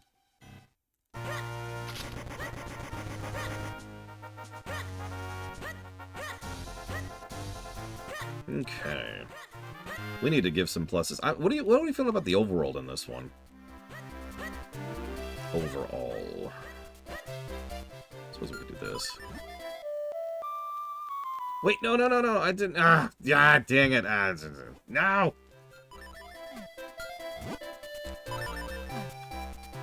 If you do end up making those ribs, Mr. Red, share some pics. Where's this stupid thing? Yeah, no, the overall, I agree. The overworld is tightly designed. Lots of good shortcutting. Lots of good encouragement of exploration. Decent guidance, decent terrain design. Like, this is solid. I would say this ranks right up there with LTTP, and I'm quite fond of that game's overworld. Here's our big reward. The boomerang. We'll probably never use it ever. It's an optional item anyways.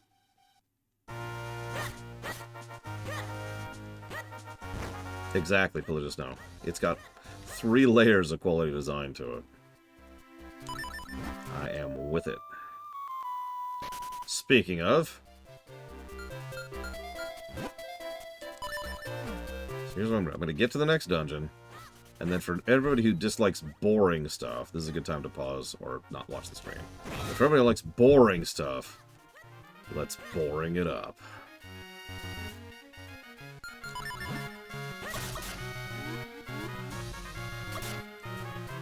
Right, I need the feather for that. Or whatever it is in this game. That's a small one.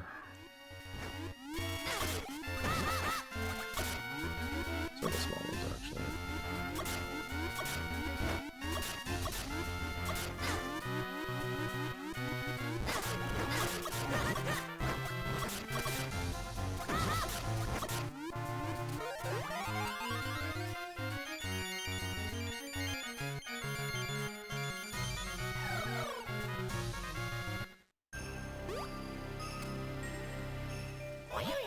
Ugh, freezing in here.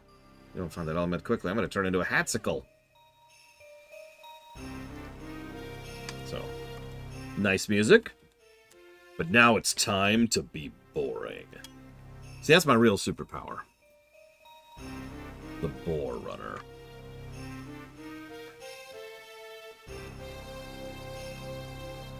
So we've got terrain design, we've got guidance design, we've got overworld design, which is probably in the triple range.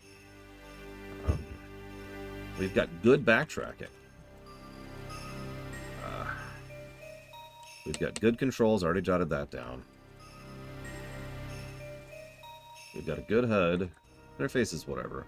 Music's pretty solid, I would say. I think the sound font's hurting the music, but they're certainly doing what they can with it.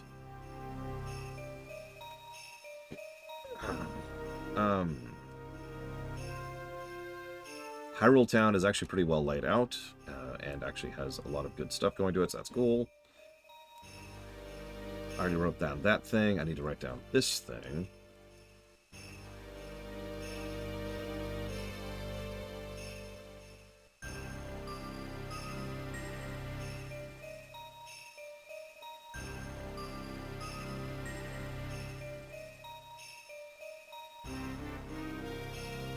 I mean, if I was the Boar Runner, as you say, Crazy Norse, that would be terrifying.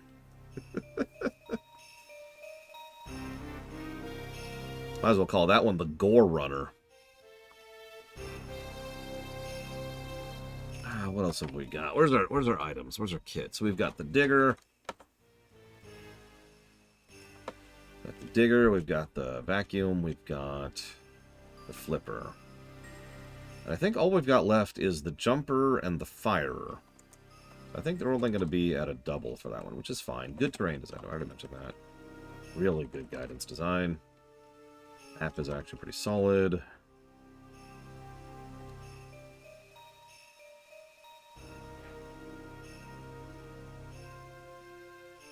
I think there's something else. Oh yeah, visual distinction. Let's jot that down while we're here. In fact, we're gonna go ahead and just go up on. Hang on, where's our audit? Let's see where we're at with visual distinction. The core runner. That's just me doing exercises all day. The more runner. It's just. I mean, I already work 7 days a week, 10 plus hours a day, which is why clearly I shouldn't take breaks. Like, yeah, like the slate looking thing, you know? There it is, Minish cap. Minish cap. Let's look at visual distinction, shall we?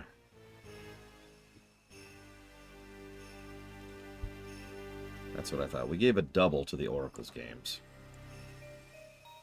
I'm feeling a triple here. I think this is better visual distinction than the Oracle games, so we'll triple that up. Yeah, it can't be the Snore Runner. Visual continuity navigation. I think that's pretty solid. At pretty much every time I can tell where I am and what I am. I think... I hate to continuously praise the game for being small and short, but I do think the fact that each overworld zone is so relatively small helps with navigation. At any given point in time, where you are looks pretty distinct from everywhere else in the game, so you can tell just by looking around, oh, I'm here, right?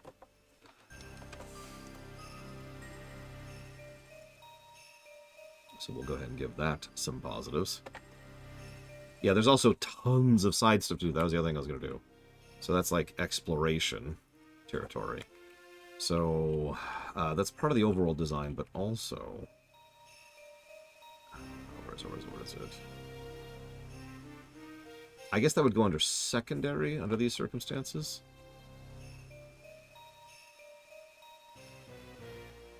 We also have the mini-games to consider. Most of the mini-games in this one are fine. We'll probably give a single for that mini-game. We'll put that here, actually. Hey, Inquisitor Sarah. There is a name I have not seen in some time. How be ye? Already talked about itemization. That's another one. Again, not as good as, like, say, the really good Metroids. But still good. I'm with it. Oh, sorry, here. Sorry about the good graphics. I apologize, Hero. It's fixed. Yeah, the quest density is pretty solid. And with the exception of the sloggy stuff, most of the side quests are fun. In fact, I've already jotted down a pauser for those.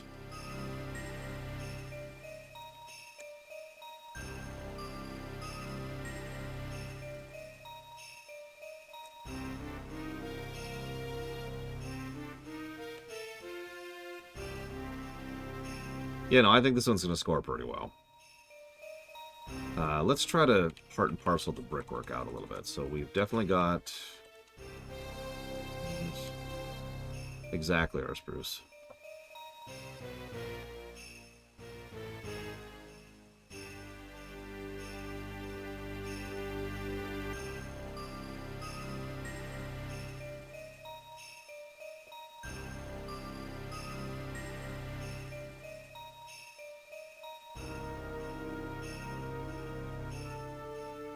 Yeah, I've also, like... I don't want to sound too positive. Heaven forbid. But, I do think that a decent amount of the... Just do this. The games I've been playing lately have kind of ruined me musically. No, really, think about the games we've been playing. Breath of the Wild, which frustrated the crap out of me with its non-music. Zelda 1, which plays one song for huge swaths of the game, and then a second song occasionally for the other swaths of the game. Zelda 2, same problem as Zelda 1. Some good music in Zelda 2, but still the same problem. Then we moved on to Link's Awakening, which was the Switch version where the strings just didn't work for what they were going for. Again, we talked about that. Instrumentation and choice thereof. Then we move on to Oracle of Seasons, which was piercing and not particularly good, and then Oracle of Ages, both of which had the repetition problem. And now we're playing this. It's not great music, but it's nice to have music that isn't, to some extent or another, frustrating or repetitious. Or both. So, that's nice. But either way, it sounds like I'm about to be visited by the ghost of niece past. So, tomorrow, whenever I wake up, there will be more of this. Ribbon. Are you sure? Mm-hmm. No, there's only one thing Here. to do. Just take this ribbon. What's this? A sticker. Aww. I got one too. Is it pretty? Mm-hmm. It's an alligator taking Soccer No, balls. hold on. What? I just want to lay it there for a second. Here, what do you think? How do I look? It looks like you have red hair. I do have red hair. Take it off. No, my red hair! You stole my red hair! Yeah. No, not my bed! Okay.